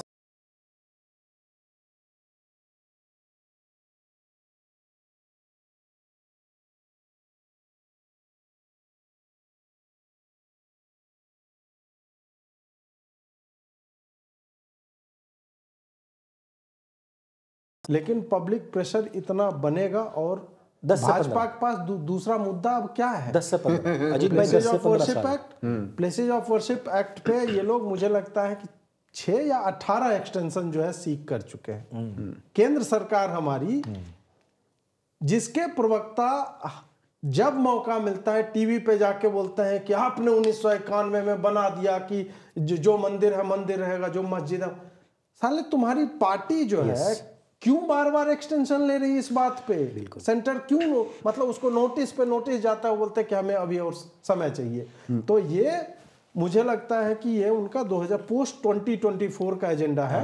यही बोलने वाला था। वो जो है ना, वो एक सेटल हो जाएगा ना, तो ऑटोमेटिकली ये सारे प्रोसेसेस फास्ट हो जाएंगे। तो इसमें मैं 5 नहीं 10 साल फिर भी मैं काशी मेरा भी 10 साल में हो जाएगा। मेरे को जो लगता था इस पे कि आपका जो 2024 तक इनका राम मंदिर का ही था कि राम मंदिर जैसे भी करके बने, राम मंदिर पे चीजें सेटल हों, उसके बाद हम आगे का आगे देखेंगे। और चुनाव के टाइम पे प्लेसेस ऑफ वर्शिप एक्ट हटाते हैं तो दंगा पक्का है, निश्चित है। वो तो अभी भी सेंटिमेंट्स थोड़े इधर उधर हैं, और फिर तो वो बवंडर होना ही है।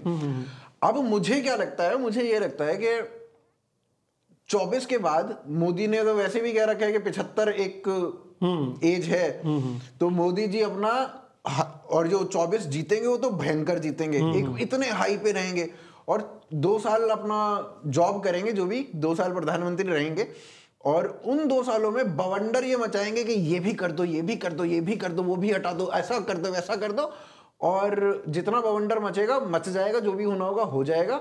और फिर वो अपने हाई पे कि मैंने ये सब कुछ कर दिया जिसका प्रण लिया था 2024 में, अपने हाई पे, मतलब इससे ज्यादा सीट्स क्या ही हो सकती थी, तो वहां पे वो छोड़ेंगे और वो फिर लेजेंड, आई एम लेजेंड वाली कैटेगरी में आने की पूरी चेष्टा है उनकी कि वो आई एम लेजेंड बन जाएंगे और फिर हमारे बच्चे सीखेंगे एक ऐसा लीडर हुआ करता था जो अपने इस पीक पे छोड़ गया। तो वो मेरे को कहीं ऐसा लगता है ये सोच रही मुझे लगता है कि वो पूरा करेंगे ये। हाँ, ये कहानी से एक स्टोरी याद है जो बचपन में हम लोग पढ़ते थे, गुब्बारे वाला कहानी थी कि एक गुब्बारे वाला था, गर्मी में बेच रहा था, उसका एक भी गुब्बारा नहीं बिक रहा था, पसीना चल रहा था।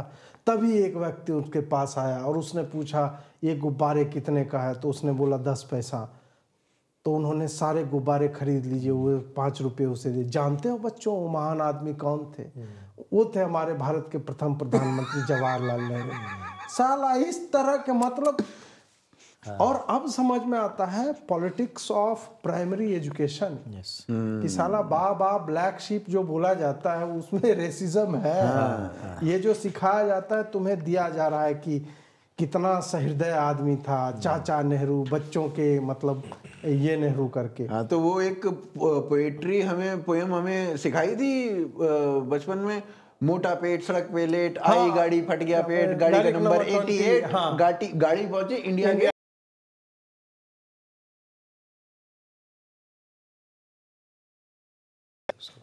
अरे भाई साहब, अभी आप हम दोनों बोल रहे हो कि आप लोग नॉटी हो रहे हैं। यार वो गाड़ी वाला सीन बार याद है मेरे को, वो बाल्टी लेके अडीना के पीछे पीछे चलना, वो फोटो दोबारा लगा। हाँ, गाड़ी, हाँ, गाड़ी में बैठ के आजादी की लड़ाई लड़ने के लिए जंगल के बीच में जा रहे।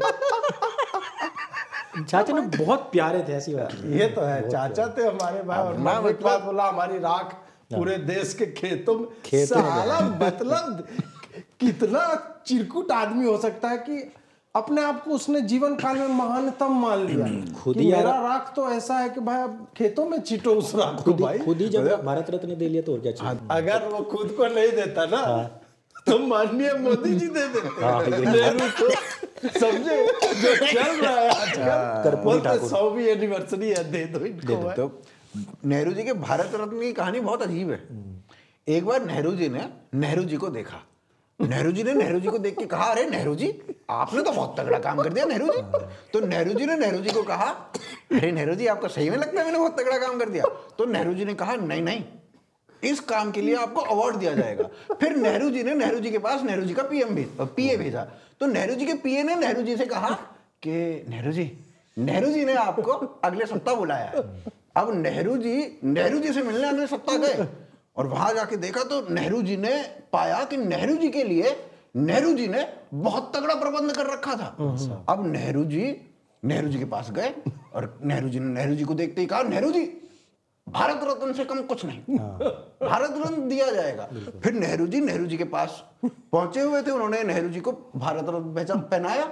नेहरू जी ने नेहरू जी को फिर कहा, नेहरू जी धन्यवाद। हाँ, जब जाके बात। और जिन लोग को लग रहा है गर्वित की ये कहानी झूठी है, हम बाकायदा स्क्रीन पे फोटो लगा रहे हैं जिसमें आपको दिख जाएगा कि नेहरू जी के गले में जो है पहना रहे हैं भारत रत्न का। तो और haters will say it's Photoshop. Yes, but मैंने हेटर्स का क्या है, नासा वाले सॉफ्टवेयर से गूगल रिवर्स इमेज सर्च करके जो है वो किया है। 14 लाख रुपए निकालिए, स्क्रीन पे QR कोड मैं लगा रहा हूँ और इस QR कोड पे जो है आप दान दीजिए। मैं इतना महान काम कर रहा हूँ कि नेहरू जी की सच्ची फोटो जो है मैं आप लोग के सामने लेके आ रहा हूँ। बिल्कुल नेहरू जी से आगे बढ़ते हैं। नेहरू खानदान के जो दत्तात्रेय कौल ब्राह्मण जो हैं, राहुल जी जो स्टोव पे आजकल जो है वो कोयला डाल देते हैं। पहले और जस्टिफाई करने वाले की लाइन लगी है भाई साहब। लगेगी नहीं भाई। कुछ लोग अखरोट का जूस नहीं धो के उसका जो अखरोटामृत जो है वो पी रहे हैं। नहीं तो डायरेक्टली चाटते हैं। हाँ, अब डायरेक्ट भी तो खुरदरा जिनका जीभ होगा तो उनको ज्यादा मजा आता होगा। जीभ साफ हो जाती है। हाँ, जीभ भी हर एक चीज। हम लोग फल के बारे में चर्चा कर रहे हैं, तो ऐसी कोई बात नहीं है। अश्लीलता तो हमने सर्दी में तो बिल्कुल भी नहीं। हाँ बिल्कुल नहीं। तो उनको जो है उनके साथ 2-3 घटनाएं हो गई। राम मंदिर के दिन उनको लगा रही सारा फुटेज मोदी खाएगा, मैं भी फुटेज खाने जाऊंगा। और बाहर में बैठ के जो बच्चियों के साथ अंत्याक्षरी खेल रहे थे। और उसके बाद जो एक कांड हुआ सबसे बड़ा, वो कल हुआ है कि सिल्लीगुड़ी में ममता जी ने कहा कि नहीं, ये भतीजा जो है मुझे पसंद नहीं आ रहा, ये ठीक नहीं है। उसको लेकर के आप लोगों के हृदय से मुझे मजा तब आया जब हिमंता ने कहा कि इलेक्शन के बाद मैं इसको गिरफ्तार करवाऊंगा। अरे तो कांग्रेस, हाँ, खड़गे ने कहा कि कांग्रेस वो आप बाद में क्यों करोगे, अभी करो ना। उसने कहा कि इलेक्शन में हमें राहुल गांधी चाहिए क्योंकि वो हमारा कैंपेन, हाँ कैंपेन जो प्रचारक है तो राहुल, यार इतना जबरदस्त आंसर कोई कर ही नहीं सकता। मतलब मामा पूरे ट्रोल पे हैं आजकल, सीएम बाद में, ट्रोल पहले। दूसरा कि जो उन्होंने वो स्टोव वाली बात कही, तो भाई हम लोग जो आम भारतीय हैं स्टोव को वैसे ही जानते हैं कि उसमें पंप मारते हैं, एक निब होती थी, आजकल के बच्चे नहीं जानते होंगे, तो उसको साफ करते थे, वो कचरा साफ करते फिर मारते थे। अब तो केरोसिन आता ही नहीं है। योगी जी ने तो यूपी में ऐसा कर दिया कि लाइट ही लाइट है, तो वो स्टोव में कैसे जलेगा। अब वो लोग लेके आ रहे हैं क्योंकि राहुल गांधी जी विदेश में पले बढ़े हैं, तो वहाँ स्टोव का मतलब यही होता है। मैंने कहा भाई स्टोव का मतलब लाने के लिए आप ये देखो कि उसमें सतीश पुनिया और आपकी वो कौन है, वो ताड़का सी शक्ल वाली, वो जो जिसको नाम नहीं लेना है, हाँ नाम नहीं लेना है, बाकी सब समझ गए। हाँ, तो वो है, सब बता रहे तुम बेवकूफ हो, तुम्हें नहीं पता है कि स्टोव वही होता है जिसमें कोयला डलता है। भट्टी नहीं कह सकते, है ना, उसको चूल्हा नहीं कह सकते, चूल्हा नहीं कह सकते। और कहाँ जलता है आज, कहाँ जल रहा है भाई। तो लेकिन राहुल गांधी का तो बहुत कुछ रहा है, हाँ तो बहुत कुछ रहा है, आप सही कह रहे हो, झंडे लोग गाड़ दे रहे। लेकिन क्या है कि कांग्रेस की ना एक नियति बन चुकी है। पहले इन्होंने अडानी को इसी तरीके से किया कि आप रेस्टोरेंट में खाना खाओगे तो पैसा अडानी की जेब में, अगर पेट्रोल डलवाओगे तो अडानी की जेब में, अगर गाड़ी स्विच दबाओगे तो अडानी की जेब में। अभी उन्होंने क्या किया था वहां पे ये कि सब जो पैसा है वो कहाँ जा रहा है, बिस्वा जी की जेब में। तो वो वहां फेल हो चुके, वहां हो चुका है इनका। वो फाइंड एंड रिप्लेस एक होता है ना MS वर्ड में, कंट्रोल F करके जो जहां अडानी था वहां बिस्वा लिखो बस। हाँ, तो राहुल गांधी की मैक्सिमम स्पीचेस ऐसी ही होती हैं। भोपाल में जाएंगे तो मुझे भोपाल का बर्तन ओबामा की प्लेट पे चाहिए, मुझे जयपुर में जाएंगे तो जयपुर का बर्तन ओबामा की प्लेट पे चाहिए। हर जगह उनका यही है। अभी अडानी से हटके हेमंत बिस्वा शर्मा कर दिया, तो उनका कॉपी पेस्ट चल रहा है। कुछ नहीं है उनके भाषण में, कुछ स्पेशलाइजेशन ऐसा होता नहीं है। तो मोए मोमेंट है, बड़ा मजा आ रहा है। इधर तो आपने देखा होगा कि घरों से निकाल के मीरा रोड से, तो आपने कैसा फट्टा बस्ता देखा है। एक तो वो दिल को शांति, और फिर वो एक शांति मिलने के बाद में थोड़ा अट्टहास होना चाहिए, तो फिर वो हमारे राहुल गांधी जी दे ही रहे हैं, वो आनंद आ रहा है। और भाई जो आपका प्राचीन खोया हुआ वैभव था, उसमें भी आपके देखो ना कि उसका भी डोज डबल हो गया है। ASI की रिपोर्ट तुरंत आ गई। तो मैं कहता हूं कि इससे बड़ा स्वर्णिम काल हो ही नहीं सकता कोई भी। अब उनको बोलने दिया जाए। हाँ। ASI की रिपोर्ट तुरंत नहीं आ गई, ASI की रिपोर्ट हलक में डाल के निकाली गई है। तो मैं तो कहीं और से कहता हूँ निकाली गई, लेकिन हलक एक स्वीकार्य शब्द है, चल सकता है। तो उसको वैसा बोलना पड़ेगा। अगर वैसा नहीं बोलेंगे तो लोग बहुत लाइटली लेते हैं, हाँ ठीक है आ गई। नहीं बिल्कुल निकाली गई है, हलक में हाथ दिया है, डंडा दिया है, तब आई है वो।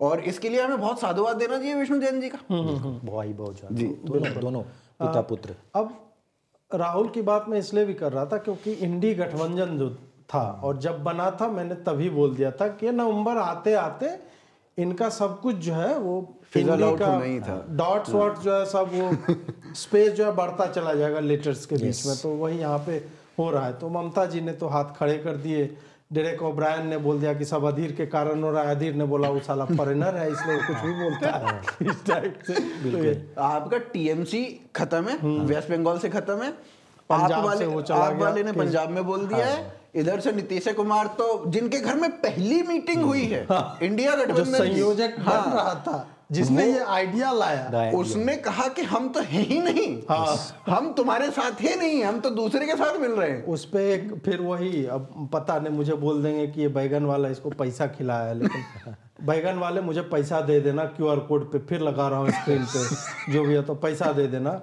उसका एक बड़ा मस्त मीम है कि नीतीश कुमार के यहाँ विपक्ष गई विरोध करने के लिए कि खराब CM है, वहां पहुंचते पता चला कि ये हमारे साथ गठबंधन में आ गए। तो ये भी वहां पे चल रहा है। तो ये तो है ही उनका। यार इतना पलटता है आदमी इतना हम सोते वक्त करवट नहीं लेते जितने वो सोने में तो वो खेल करते थे। वो सरकार तो हमारा मतलब चौथा टॉपिक है ही, लेकिन इस पे इंडी अलायंस के उस पे बोलिए अंकुर भाई जी। या आपका फूक गया क्या हमारा मुसलमान पे बोलते ऐसा नहीं है। आप ही वो युवा है जिसके बारे में रवीश बोलता है कि युवा वर्ग हिंदू मुसलमान में उलझा हुआ है। हिंदू नहीं, वो मेरे वीडियोस बहुत देखता होगा, मुझे ऐसा लगता है। और मेरे तो वीडियो हिंदू मुसलमान के बिना जाता ही नहीं है कोई भी।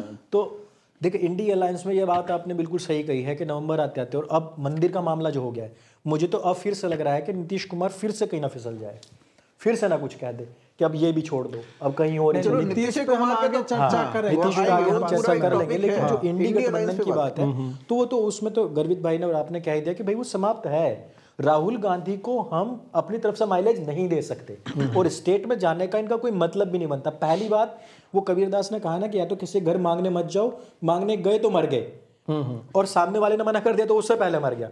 तो पहली बात तो यह है कि राष्ट्रीय पार्टी होने के नाते इन लोगों को अपने ऊपर कॉन्फिडेंस नहीं है। दूसरी बात, कोई भी स्टेट इनको भाई माइलेज नहीं देगा। राहुल गांधी के विषय में सबको पता है, वो एक टाइम था जब उनको लग रहा था कि हम कर सकते हैं कुछ, लेकिन उनको पता है कि राहुल गांधी जिसके साथ में भी गया है वो भस्मासुर है, जिस पर भी उसने हाथ रखा है वो समाप्त हो गया है, वो वापस उभर ही नहीं पाया है। केवल राहुल गांधी की क्यों बात कर रहे हो? आप कांग्रेस का इतिहास उठा के देखो ना। एचडी देवेगौड़ा के साथ रहे, बिल्कुल यूं गिरा दिया। उससे पहले गुजराल साहब थे, उसके बाद गुजराल साहब थे तो गुजराल साहब को यूं गिरा दिया। पहले सपोर्ट किया 6-8 महीने में, चलो भाई तुम कौन मैं खामखा, गिराओ, अपनी इमेज बनाओ और चुनाव जीतो। यही रहा है कांग्रेस का इतिहास हमेशा। उस वक्त हम लोग परेशान हो गए, साला कि अभी प्रधानमंत्री याद करते थे, याद करना बोलता था नहीं बदल गया है, हरदम हल्दी डोडा गोड़ा देवेगौड़ा ऐसे करके पीलो वाला कंडी टेका पराम्बिल उषा टाइप का नाम इतना लंबा होता था। असली नाम क्या है पता नहीं। तो ये मतलब आप कांग्रेस ने सुब्रमण्यम स्वामी इज कांग्रेस लाइट बेसिकली। सरकार गिराने में दोनों एक जैसे ही हैं। अब कांग्रेस का इतिहास ऐसा रहा है, उनके साथ आप क्या गठबंधन करोगे? दूसरा, भस्मासुर वाली बात तो है ही कि सपा के साथ गए तो वो उड़ गई। उसका तो ऐसा बुरा हाल हुआ कि अब मेरे को लगता नहीं कि वो यूपी में दोबारा आ भी पाएंगे कि नहीं आ पाएंगे। मतलब यादव, यार अभी मैं नए जनरेशन ऑफ यादव को देख रहा था, वो अपने इंटरव्यूज दे रहे कि हमारे माँ बाप ने बहुत गलतियां की हैं, पर जो ये वाली जनरेशन ऑफ यादव है ये कहीं अखिलेश को वोट नहीं देगी, करती है। क्योंकि अखिलेश ने वाकई वो चाहे यादव हो या मुस्लिम हो, इनके बच्चों को खाली गुंडा बनाया। वो एक आता भी है वीडियो, उसमें पूछा कि भाई अखिलेश को आप लोग ट्रेडिशनली ये, तो बोला कि हमारे बच्चों को क्या बोला दंगा करो हम तुम्हारी जमानत करवा देंगे। तो ये रियलाइजेशन आएगा ना भाई कि सारा टैलेंट साला तुम्हारे ही परिवार में है। वही जितने पद बचे हैं सांसद विधायक की तुम्हारी, बाकी यादव क्या कर रहे हैं? बाकी यादव झंडा लगा रहे हैं, बाकी यादव जो है वहां तोड़ फोड़ करने पहुंच जाओ। बिल्कुल इस टाइप का इनका रहा है। खैर अब बचा है कांग्रेस के पास, मुझे लगता है सदर्न इंडिया, जहाँ पे वहां पे स्टालिन ने स्टार्टिंग में ही बोल दिया था ना कि जो डोमिनेंट पार्टी होगी वो लीड करेगी। एमवीए में तुम्हें संजय राउत ने बोल ही दिया कि हम 2 सीट मैक्सिमम जो है दे महाराष्ट्र खत्म है इनका। साउथ में भी अलायंस तो अभी भी है ही ना, ऑलरेडी अलायंस है वहां पे। तो वहां पे क्या अलायंस से ज्यादा कर लोगे? और दूसरी बात, कौन पूछ रहा है तुम्हें केरला को छोड़ के, कौन पूछ रहा है तुम्हें बाकी के साउथ में, जब वहां पे जो क्षेत्रीय पार्टियां वो डोमिनेंट हैं? तो आप तमिलनाडु में घुस के मूल पार्टी बन जाओगे क्या? नहीं हो सकते। वही बात है। और मुद्दा इवेंचुअली ये है कि जो स्टालिन कर रहा है वो वहां पे भाजपा की जमीन बना रहा है। बिल्कुल। और जो अभी इंटरनेट का समय है, हमारी बातें तमिलनाडु में पहुंच रही हैं। वही कि जो लोग रियलाइज नहीं करते हैं उनको लगता है कि यार साउथ का पॉलिटिक्स है कहाँ। भाई साहब, साउथ के पॉलिटिक्स का फर्क पड़वा लेगी भाजपा नॉर्थ में। अभी तो अब चालू हुआ है इलेक्शन कैंपेन। अब स्टालिन को इतनी बार याद किया जाएगा ना, उदयनिधि को, जितनी बार उसके बाप ने उसको याद नहीं किया है, उतनी बार उसका नाम जो है रैलियों में पुकारा जो है पूरे देश में। पर मैं तो यहाँ पे ये भी कहूंगा कि स्टालिन के लिए नॉर्थ में नहीं, नॉर्थ तो छोड़ो, नॉर्थ में तो वैसे भी वाइप आउट है। आप देखना अन्नामलई धीरे धीरे अंदर ही अंदर खुशी मना रहा होगा कि हाँ और बोल साले और बोल और नहीं और बोलो, तो वो अपनी जगह बना रहा है वहां पे। आज अन्नामलाई को लेके एनराम का मैंने एक ट्वीट देखा है, उसमें वो किसी गैदरिंग को संबोधित कर रहा है, बोल रहा है कि वो मिलिटेंट है या टेररिस्ट टाइप का कोई शब्द का प्रयोग किया, बोला कि we will devoid him of oxygen, मतलब मीडिया कवरेज इसको मत दो, इसको हमें दबोच के मार डालना है, इस तरह का।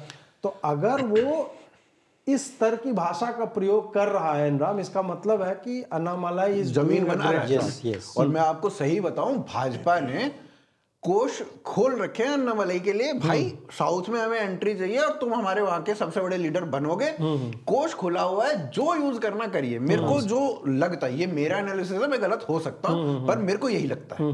नहीं, फ्री हैंड है वहां, हमने देखा है उसके जो कैंपेन्स होते हैं ना भाई, और लोग जुड़ रहे हैं। मैंने कभी देखा नहीं था कि उस तरीके से तमिलनाडु के अंदर भाजपा के झंडे बड़ी रैलियां निकाल रहे हैं। तो इसमें आप ये भी देखोगे कि अन्नामलई जैसे लीडर है, या फिर तमिलनाडु से कोई भाजपा का लीडर ऐसा नहीं होगा, आपने कभी देखा होगा कि वो आज तक के मंच पे बैठा है और वहां पे बात कर रहा है, इंडिया टुडे के मंच पे बैठा है और बात कर रहा है। अन्नामलई इज दैट लीडर जो तमिलनाडु से आता है और भाजपा की तरफ से अपनी बात वहां पे रखता है। तो अदरवाइज तो कोई नामो निशानी टाइप नहीं होता था ना भाजपा का, अब वहां पे है। और ये आपको इस चुनाव में दिखेगा कि एक अच्छी खासी परसेंटेज ऑफ वोट वो लेगा। और वहां से जब तमिलनाडु के चुनाव होंगे तो आपको लगेगा कि 10-15% वोट आ रहा है, वो बहुत बड़ी बात है। 1.5% वोट से ज्यादा नहीं मिलता है। 15% वोट तक अगर एक आदमी आपको ले जाता है तो आपकी जमीन वहां पे बन चुकी है। दोस्तों, शुक्रवार की शाम है और 8 बज रहा है जब हम ये रिकॉर्ड कर रहे हैं। तब तक नीतीश कुमार का जो खेला चल रहा है उस पर बहुत कुछ स्पष्ट हो चुका होगा। जिस तरह से चल रहा है और जो समाचार आ रहे हैं, 7 बजे हमने आरंभ किया, तब तक तो इस्तीफा उन्होंने नहीं दिया था और भाजपा एक एक कदम फूक फूक के रख रही है कि भाई जब तक ये साला लिख के ना दे दे तब तक अपने तरफ से कुछ नहीं करना है कि हम ये कर देंगे, वो हो चुका होगा। 28 को बोल रहे हैं कि दोबारा ये एनडीए में वापस होंगे और फिर से वो शपथ लेंगे मुख्यमंत्री के तौर पर। इस पर मुझे तो बहुत सारी समस्याएं हैं एक बिहारी होने के नाते। आप लोगों को बिहार का पूरा नौटंकी जो है, गर्वित भाई आपसे कैसा मतलब ये चल क्या रहा है बिहार में, आपको क्या लगता है? मेरे को लगता है कि बिहार में चल रहा है अखंड चुतिया। इससे बड़ी मैं मतलब गालियां अवॉइड करता हूं, पर इस पूरे भावना को व्यक्त करने के लिए एक ही शब्द था, इससे अच्छा शब्द था ही नहीं ये भावना को व्यक्त करने के लिए। यार आप पहले कहते हो कि अब कुछ भी हो जाए हम इसके साथ नहीं मिलेंगे, सारे दरवाजे बंद हैं। सारे दरवाजे बंद कर दिए, अमित शाह का बयान था ना, सारे दरवाजे बंद कर दिए। फिर आप कौन सा बैकडोर खोल दे रहे हो भाई? खिड़की रह गई। आजकल खिड़कियां भी बड़ी बड़ी होती है ना। भाजपा का मुख्यालय आप देखे शीशे तो वही 4 दीवारी फांद के जो बोले वो अलाउड है। आप हमारे पे दरवाजे लगा, दरवाजे से नहीं आने देंगे हम। तो वो वाली बात हो रही है, पाइप से लगा सकते हैं। दूसरा मेरे को ये समझ में नहीं आ रहा, मतलब मैं बिहार को बहुत रिस्पेक्ट से देखता हूँ, जो कि बहुत सारे लोगों के साथ नहीं जाती है ये बात कि बिहार को रिस्पेक्ट से कैसे देखता है। पर बिहार को रिस्पेक्ट से इसलिए भी देखना चाहिए क्योंकि बिहार एक ऐसा प्रदेश है जहां पे हर एक व्यक्ति जो है ना वो पॉलिटिकली बहुत एक्टिव है, और हमें पॉलिटिकली एक्टिव लोग चाहिए। उनको समझ होनी चाहिए कि क्या कर रहे हैं क्या नहीं कर रहे हैं। वो इतना समझदार है कि वो लोकसभा में बीजेपी को देगा और विधानसभा में वो लालू को दे देगा या किसी और को दे देगा, उसमें इतनी समझ है, वो पॉलिटिकली बहुत अंडरस्टैंड करता है चीजों को। तो बिहारी, आप बिहार से, और दूसरी बात, अगर भाजपा बिहार से नेता नहीं निकाल पा रही है तो भैया थू है तुम पे। बिहार में साला हर आदमी अपने आप में नेता है। तब बहुत सारे लोग मुझे मुख्यमंत्री हम चाहते हैं मिस्टर सिन्हा को कोई लोग बना रहे मुख्यमंत्री। मतलब जो बिहारी ढंग से लिख बोल सकता है उसको लगता है ये बनेगा, तू बनेगा मुख्यमंत्री, तू बनेगा, तू भी बन सकता है मुख्यमंत्री, तू बनेगा।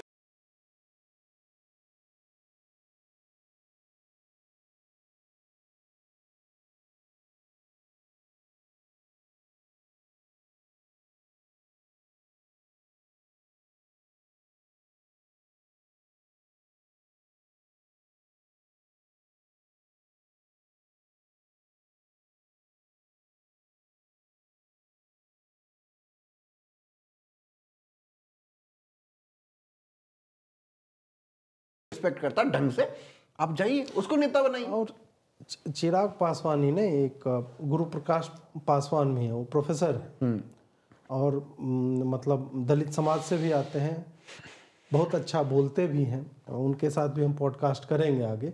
तो इस तरह के हमें 10-20 गुरु प्रकाश पासवान चाहिए, हमें 10-20 चिराग पासवान चाहिए, ये लॉट लेके चलो, उसमें से 5 तो आएगा रिफाइन होके, उनको तुम प्रवक्ता बनाओ और उनको थोड़ी सी बेसिक ट्रेनिंग दो कि प्रवक्ता होता क्या है। ये नहीं कि तुमको एंकर ने बोला कि हाँ अजीत जी इसका जवाब दीजिए, साले खुद पढ़ के नहीं आए हैं अजीत जी और गर्वित जी, आप जवाब दीजिए इसका, बोले जा रहे हैं मतलब स्क्रीन पे आग वाग लगा दिया, पानी चल रहा है इधर, साला मतलब क्या चल रहा है वो माहौल नहीं। इनको बेसिक ट्रेनिंग होनी चाहिए कि जो बात पूछा जाए स्पष्ट रूप से, क्योंकि अच्छा बोलने वाले जो ढंग से बोलते हैं और काम होके बोलते हैं, फैक्चुअली बोलते हैं, इररिस्पेक्टिव आप तुम किसी भी आइडियोलॉजी के हो, सामने वाला शांत हो जाता है। जो चिल्लाता रहता है ना बिना कम, जहां आप लॉजिक और सेंस बोलने लगोगे आपका विरोधी भी चुप हो जाएगा कि अब साला इस पे क्या बोलना है हमें। इसीलिए देखेंगे कि सुप्रिया श्रीनेत हमेशा चिल्लाती दिखेगी आपको,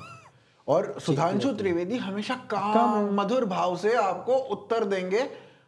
कभी बिरला ही मौका आएगा जब वो क्रोधित होंगे, और वो क्रोध ऐसा नहीं होगा, जहां पे होना चाहिए वहां होना भी चाहिए। हाँ। और आप ये देख लो, और इधर से Shehzad Poonawalla, before and after देख लो शहजाद पूनावाला को, भाजपा में घुसने के बाद शहजाद पूनावाला के उत्तर, और जब कांग्रेस में था तो शहजाद पूनावाला के उत्तर।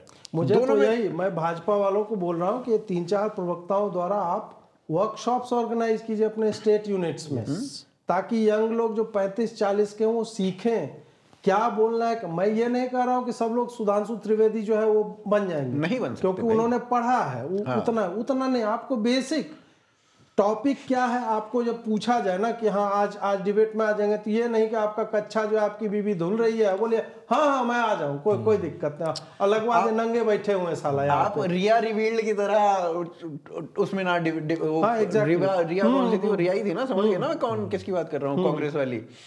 वो भाई साहब उनका तो पत्ता बोला है, कुछ पता ही नहीं है उन्हें, और आगे बैठ जाती है। वही क्या हो गया ना कि एक तो ये अर्नब ने कल्चर खराब कर दिया जर्नलिज्म का, 25 आदमी साला है भाई, जनसभा कर लो अपने घर में, अगर इतने लोग तुम्हें पसंद है तो। ये जर्नलिज्म तो बिल्कुल नहीं है, सही बात। 40 मिनट के शो में 4 से अधिक गेस्ट नहीं होना चाहिए। और जब जिनको ऐसे लोगों को बुलाया जा रहा है तो पूछ लो कि टॉपिक क्या है, क्या क्या प्रश्न है आपके, तैयारी के साथ जाओ, तब जाके ये मतलब बेसिक एटिकेट्स हैं जो मैं चाहता हूं कि कार्यशालाएं आयोजित हो।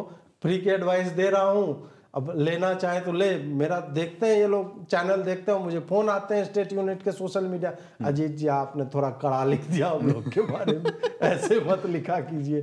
तो ये है मित्रों, मेरी आवाज दबाई जा रही है। हाँ नहीं आप बोलिए अब। ये ऐसा बोल देते साला कमेंट, अंकुर भाई की आवाज दबा दी तुमने। आप लोगों से ये उम्मीद नहीं थी हमें। इन्होंने अपनी एक सेना बनाई, आर्य समाज सेना, वो नीचे आके जो है ना हम लोग को पेलती रहती है। आर्य समाज से कोई नहीं है मेरे दर्शक में ऐसा। तो मैं छोटी सी बात थी, आपने बहुत अच्छी बात कही है कि देखो बिहारियों का जो पॉलिटिकल सेंस है बहुत ज़बरदस्त है। वो अगर आपको लोकसभा में मेजोरिटी में भेज रहे हैं और जब विधानसभा आता है तो आपको साफ कर देते हैं।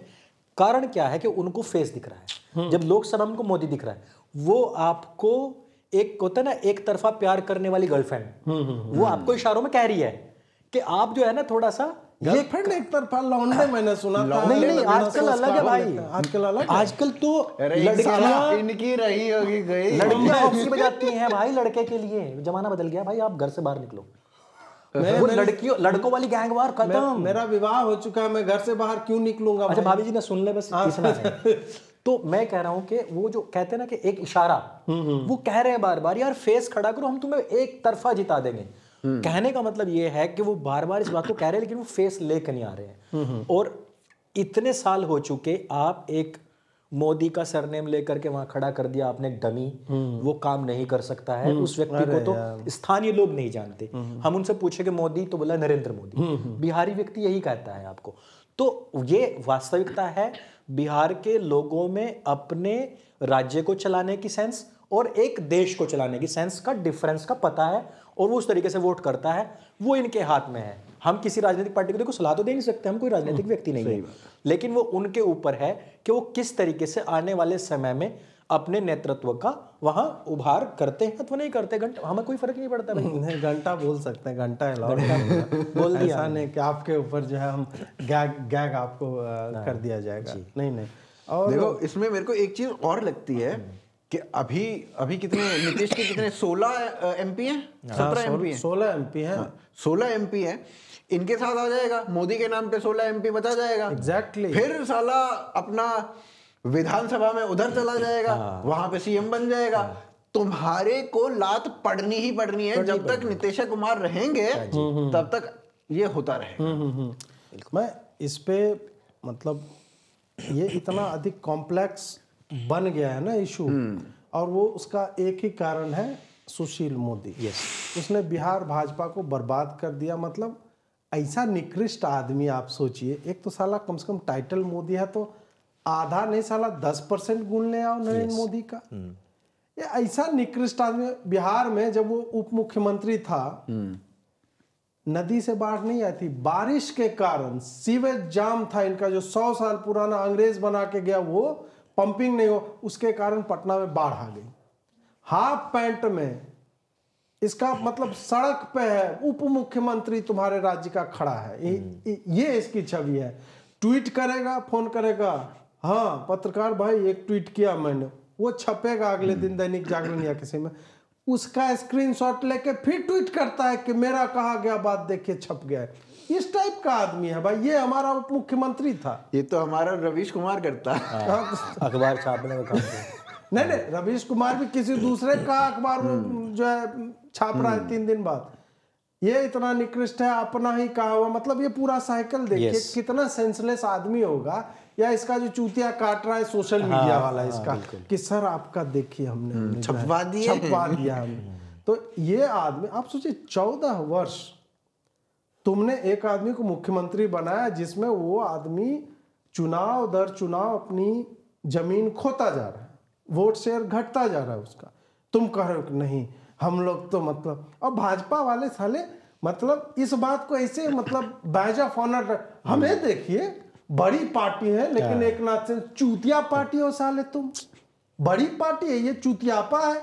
मुझे लगता 14 साल एक नाथ शिंदे साला फिर भी ठीक है, 2.5 साल के लिए है तुम्हारा अरेंजमेंट, आगे क्या करोगे नहीं पता। मुझे लगता है कि कोई ना CD वीडी है नीतीश कुमार के पास, वो कहते यार तो तुम बनाओ, ये नहीं तो CD चलेगी भैया, तो ये तो CD ही है और कुछ नहीं। हाँ, नहीं तो और 14 साल आपने एक को बना दिया और कहते कि नहीं जी हार्ड बार्गेनर है साले, तो तुम 78 सीट तुम्हारे पास, 45 सीट वाला हार्ड बार्गेनर, बोल दो कि हमको नहीं चाहिए भाई, हमको नहीं चाहिए लोकसभा, इनको अकेले लड़ना चाहिए। हालांकि अभी इस पॉडकास्ट ये जो रिकॉर्ड हो रहा है इसके बाद, यानी आप लोग पहले ही वो देख चुके होंगे, मैं बिहार के बारे में और भी थोड़ा विस्तार से उस पर चर्चा करूंगा। उसमें यही है कि इनका जो आप बोल रहे हो ना, मैंने ट्वीट भी किया था इसी पे कि अच्छा पार्टी बचाने के लिए ये कर रहे हैं। हाँ, बस और वही कुछ नहीं है। बिहार और यूपी में रामानंदी संप्रदाय का जो मतलब विस्तार है, जिस तरह से गोष्ठियां होती हैं, उस कारण मात्र से अभी लोकसभा में कोई सेंस नहीं बनता कि भाजपा को ऐसी पार्टी के साथ गठबंधन करना चाहिए जिसमें वो हाफ सीट्स मांग ले बिहार की, क्योंकि नीतीश आज के समय में 5 सीट इनके सांसद रिपीट नहीं कर सकते। अभी 16 सांसद है, तो ये विशुद्ध रूप से ये अपनी पार्टी को बचाने के लिए, ये भी मैंने पहले ही कह दिया था कि जब टिकटों के घोषणा होगी कि अब हम टिकट देने वाले हैं, तब इनके सांसद पैनिक मोड में आएंगे और तब पार्टी पे प्रेशर बनेगा और उसके बाद नीतीश जो है वापस जो है आएंगे। अब इनके ऊपर है कि आप नीतीश का करना क्या चाहते हो। भाई देखो, नीतीश को ये था कि इंडिया वाले जो हैं मेरे को प्रधानमंत्री कैंडिडेट बना देंगे। वो हो नहीं पाया। उनकी जो वो जो अभिलाषाएं हैं ना, वो ही खत्म नहीं होके आ रही हैं। मतलब हर चुनाव में कह देते हैं मेरा आखिरी चुनाव है, पर वो प्रधानमंत्री बनने की जो अभिलाषा है वो कहीं अंतःकरण में जोर दे देती है कि नहीं प्लीज उठो, एक बार और, इस बार फिर से प्रधानमंत्री बनने का सपना देखते हैं। तो वो चले जा रहा है, वो इतना पुश कर रही है उन्हें कि कभी इधर इस गोदी में, कभी उस गोदी में, हर गोदी का मजा ले लिया उन्होंने। नहीं उनका सही, प्रधानमंत्री कुर्सी की लालसा का दूध उनकी छाती में बार बार उतरता है और वो बार बार सूख जाता है। उस छाती बस वही है, उस छाती में झंडा कब गड़ेगा भाई? वही गड़ना चाहिए ताकि पूरा ही निकल जाए एक बार के लिए। एक और चीज है, जब भी बिहार की राजनीति की बात होगी तो जो लोग अवेयर नहीं है या पता नहीं, अवेयर ही नहीं होंगे, वो बोलता है अरे बिहार तो जातिवाद, तुम लोग साले उसको चुनते हो, ये सब। इस पे भी थोड़ा स्पष्टीकरण मैं तो दे ही दूंगा, आप लोग भी थोड़ा सा बोलिएगा कि भाई जाति के नाम पे कहाँ चुनाव नहीं लड़ा जाता। सही बात है, कहाँ नहीं, मतलब यूएस में कि यूके में कौन सी ऐसी जगह है जहाँ कास्ट या क्लास या रेस, क्रीड या ग्रुप्स, क्रीड, किसके बल पे नहीं लड़ा जाता।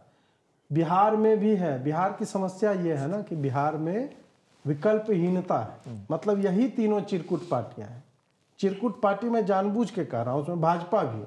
भाजपा की बिहार इकाई चिरकुट इकाई है, और जदयू और राजद तो क्या कर रही है बिहार के साथ वो हमें दिख ही रहा है। तो यदि इनमें से भी कोई आदमी ऐसा मिले जो थोड़ी आशा जगाए, जो थोड़ा सा दूरदृष्टि लेकर के आए, जो आप बोल रहे हैं ना कि नरेंद्र मोदी को क्यों चुनता है, दिमाग मतलब जातिवादी है मोदी का, कौन सा जाति, मतलब बिहार में सुशील मोदी बचा और तो है नहीं कोई, जो भी है, तो वो क्यों चुन लेता है उसको?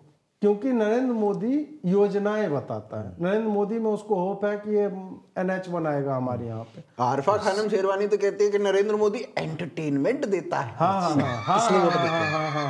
इसलिए वोट मिलते हैं। कांग्रेस के पास एंटरटेनमेंट नहीं है। नहीं वही जो ये बोल रहे हैं ना कि वो उसको बोलना है राहुल गांधी के बारे में, मतलब मस्जिद मंदिर के ऊपर है सब, तो वो नहीं बोलेगी, वो बोलेगा कि नहीं मंदिर तुमने जो बनाया वो मस्जिद के नीचे बनाया है। इंटरटेनमेंट जो है राहुल गांधी दे रहा है, लेकिन 180 डिग्री टर्न मार के कि देखिए कि राम मंदिर भी बन रहा है, ये भी बन रहा है, वो भी बन रहा है, ये इंटरटेनमेंट। तो आरफा जी के तो देखने का नजरिया अलग है, और अभी तो काफी मतलब हर रोज एक नया जख्म भी नहीं लिख पा रहे हो, हर मिनट नया जख्म मिल रहा है, घाव हो रहा है, जख्म भी नहीं। भाई आप ये बताओ ना कि आप ASI अभी क्या लिखा है उन लोगों ने कि ASI के बहाने से हैं तो ज्ञानवापी खींच लेंगे। ये हर चीज में आएगा। अभी आप छोड़ दो इन सब बातों को, ये हर चीज में आएगा। आप राम मंदिर, जो चीज मतलब सैद्धांतिक तौर पे होगी, तर्क तथ्य और प्रमाण के आधार पे होगी ना, वो उसको नकार देंगे। तो भाई हम ASI से हटके वापस अपने बिहार पे चलते हैं। हाँ बिल्कुल। इन लोगों को क्या बोला जाए जब ये बोलते हैं कि भाई हम क्लियरली 2 लोगों को चुन रहे हैं, और वैसे को हम नीतीश कुमार को दोबारा चुनना, उसी बिहार की घोर जातिवादी जिसको जनता कहते हो, नीतीश को गुड गवर्नेंस के ऊपर चुना था, सुशासन इस कारण चुना था। जाति के आधार पर नीतीश को नहीं चुना था। हमें खुद नहीं पता भाई क्या जाति है उसकी, हमें नहीं पता है। हाँ, उनके जाति का परसेंटेज पता कर लीजिए कितना है और कितने लोग मतलब उनको वोट देते हैं। फॉरवर्ड कास्ट क्यों दे रहा है नीतीश को वोट? तो ऐसा नहीं है कि मतलब बिहारी जो है वो डम्ब है, वो दिन भर रिक्शा खींचते हैं जैसा आप लोग के मन में बना हुआ है। विकल्प नहीं दोगे तो ऐसा तरह कहो नहीं प्रशांत किशोर विकल्प है, भाई वो विकल्प नहीं होता है। जिसको अपने घर के 10 लोग वोट दे दे तो हो जाएगा। पुष्पम प्रिया जो है वो कहाँ है आजकल? तो आजकल तो पता नहीं, काला काला ड्रेस पहनती थी, वही उसका USP था बस, और क्या था कुछ पता नहीं। तो ऑर्गेनाइजेशंस जब तक बड़ी नहीं होगी, जिसको वोट देने से कुछ इम्पैक्ट हो, ये नहीं कि हम साला वोट ही बर्बाद कर ले रहे हैं अपना, तो वो समस्या है बिहारियों के साथ विधानसभा चुनाव में। ये समस्या बहुत राज्यों में थी, अब वो क्लियर हो गई है। बिहार में नहीं हो रही है अभी भी क्लियर। नहीं, बिहार में वही है ना कि सुशील मोदी गरकट्टा बन के ऐसा काटा है ना कि वो पंगु हो गई है। सही बात। बिहार की स्टेट यूनिट जो है, आपके पास देखिए ना कि हिमांता एक नया लीडर आया कि नहीं, दूसरी ही पार्टी से आया। अब देखो वो क्या कर रहा है पार्टी के लिए, संगठन पूरे नॉर्थ ईस्ट में, एक जगह खाली नहीं, पूरे नॉर्थ ईस्ट। और असम वो एरिया हमेशा से रहा है कि वो पूरे नॉर्थ ईस्ट को हमेशा से चलाता रहा है, आज भी चला रहा है। और हिंदी बेल्ट में आके भाई वो रैलियां कर रहा है, लोग पसंद करते हैं, मैं वही वो तो इमेज बनाई है अभी एक मेरा मित्र था, वो मतलब वो भाजपा रुष्ट मित्र है। वो वैसे तो मतलब अटल बिहारी फैन, बट भाजपा रुष्ट मित्र। तो वो क्या कहता है, रादर उसके पिताजी जो है वो भाजपा में हैं, पर राजनाथ सिंह का कट गया तो उनके पिताजी का कट गया, तो फिर मतलब इवेंचुअली वो भाजपा रुष्ट हो गए।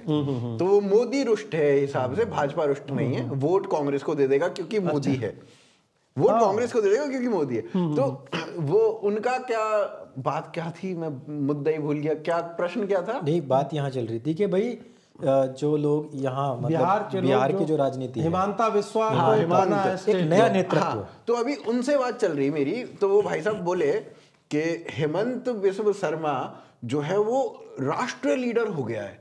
मैंने कहा भाई तुम मेरे को एक पार्टी और दूसरी बता दो जहां पे असम का कोई नेता राष्ट्रीय नेता हो जाए। तुम मेरे को यूपी का नेता राष्ट्र नेता हो सकता है और हमेशा होता रहा है, असम का नेता राष्ट्र नेता बन जाए। और तुम डाउन द लाइन देख लेना, नेक्स्ट 10 इयर्स में अन्नामलई तमिलनाडु से राष्ट्र नेता बनेगा। अरे बांदी संजय कुमार, और वो एक वो कौन है जो अभी जिसको टी राजा सिंह, ये सब कौन है, पूरा देश जानता है और इनकी रैलियां चाहता है अपने यहाँ पे। और असम के तो, और ये तेलंगाना में कौन है जिसने हराया इनको? वही टी राजा सिंह और बांदी संजय कुमार। ये दो लोग हैं जो मतलब प्रखर राष्ट्रवादी, और उनका तो आप स्पीच सुन लेंगे तो आपको मजा ही आ जाना। मतलब टी राजा की तो आप मतलब डीजे पे लगा के बोलते हैं, अपने बेटे खड़ा करके वो बोलता है कि मैंने इसकी कसम, ऐसे इसी टोन में, इसकी कसम उन ये मस्जिद के सामने का स्पीच है। वो बड़ा ही मजेदार है। खैर अब समापन की ओर हम लोग बढ़ते हैं। आपका गला भी मुझे लगता है कि पूरा एक साइड से छिल गया। तो एक साइड से छिल गया, ओहो। अरे कोई नहीं, वो मधु जो है मधुपान कीजिए तो उससे वो मधुशाला वाला नहीं, जो हनी होता है वो वही वाला ठंड वाली मधु की बात कर सकते हैं। अच्छा, इनकी ठंड भी चल रही है ना। अच्छा, जब से ठंड कर रहे हैं, नहीं ये करेंगे, नॉटी हो जाते हैं। इनको ज्यादा ठंड लग रही है, मुझे तो लगी रही है, मुझे ज्यादा ठंड लग, मैं तो आपके कारण मैंने कपड़े नहीं बदले। अच्छा, नहीं तो मैं आप बैंगन इसलिए ज्यादा कर रहे हो क्योंकि आपने बैंग नहीं पहना हुआ है। नहीं, ये मैंने नया लिया, पत्नी ने खरीद के दिया, इसलिए मैं पहन के बैठा हुआ हूँ। और मेरा फेवरेट कलर भी है ये बैंगनी। हाँ, ये इसलिए पहना है कि मुझे भाजपाई ना कोई बोल दे। ये भी है। हाँ, तो मैं भी इसलिए पहन के। हाँ, आप तो मोहन भागवत बन गए हैं यार। काले कपड़ों में कौन जाता है मंदिर में, बताओ? मोहन भागवत जी जाते हैं, ठीक है। वो तो कहीं जा रहे थे, सड़क पर उनको ला रहे, वो राम मंदिर चल रहा था। अच्छा चलो संघ वाले अब इस पे नाराज हो जाएंगे। नहीं, सब नोटिस कर रहे थे लेकिन अरे सर मतलब वो लग रहे थे कि आउट ऑफ प्लेस है कि कहाँ आ गया हूँ मैं, ये मुझे क्यों यहाँ पे बुला लिया गया है। खैर जो भी है, बहुत अच्छे से मतलब राम मंदिर तो आई थिंक ये वाला पोर्शन डालना ही मत ना, काले कपड़े और ये। हाँ, ये मत क्यों नहीं डालेंगे? बहुत लोग ऑफेंड। अरे छोड़ो यार, होने दो ऑफेंड, हम बैठे हुए साला ऑफेंड करने के लिए नहीं। सब डलेगा, मेरा वाला सारा पार्ट डलेगा। और मेरा काट देना। अब मैं कहता हूँ कि मेरा काट देना। देख रहे हो भाई, पहले ये होता था कि इसका काट देना। देख रहे हो भाई साहब, एक बेचारे आर्य समाजी पे कितना जुल्म किया जा रहा है। असल में क्या है ना कि हम आरएसएस पे कुछ बोल दे साले हुआ, शंकराचार्य बोल दे तो वो कि भैया तुम क्यों ही बोल रहे हो, तुम्हारे तो पद अब आप शंकराचार्य की बात कर रहे हो। शंकराचार्य और जावेद अख्तर में मेरे को फर्क नहीं पता चल रहा था ये सीए के टाइम पे। मेरे को संजय मिश्रा और शंकराचार्य पर नहीं पता यार। तुम क्या बात कर रहे हो, बताओ, कमाल कर दिए यार। मतलब सीए पे आप कह रहे हो कि पाकिस्तान के मुसलमानों को काहे नहीं बुला रहे हो, उनको भी बुलाओ। ये हमारे शंकराचार्य का बयान है। बताओ यार, हद हो गई।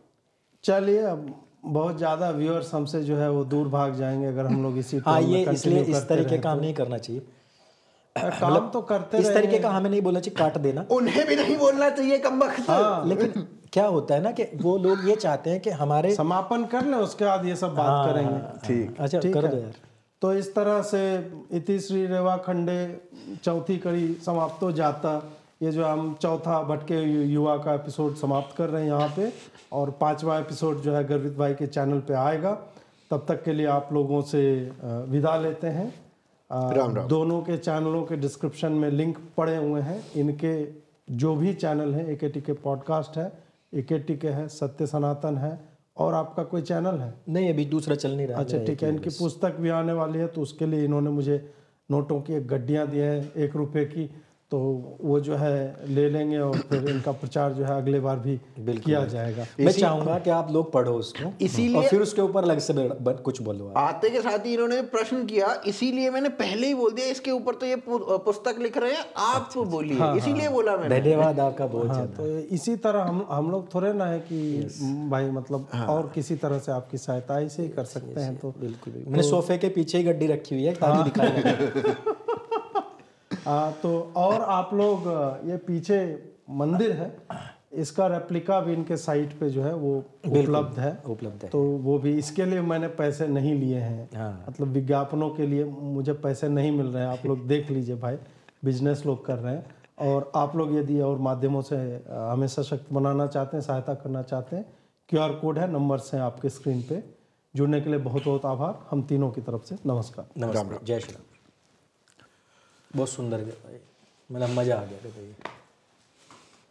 आना सफल हो गया। आना सफल हो गया।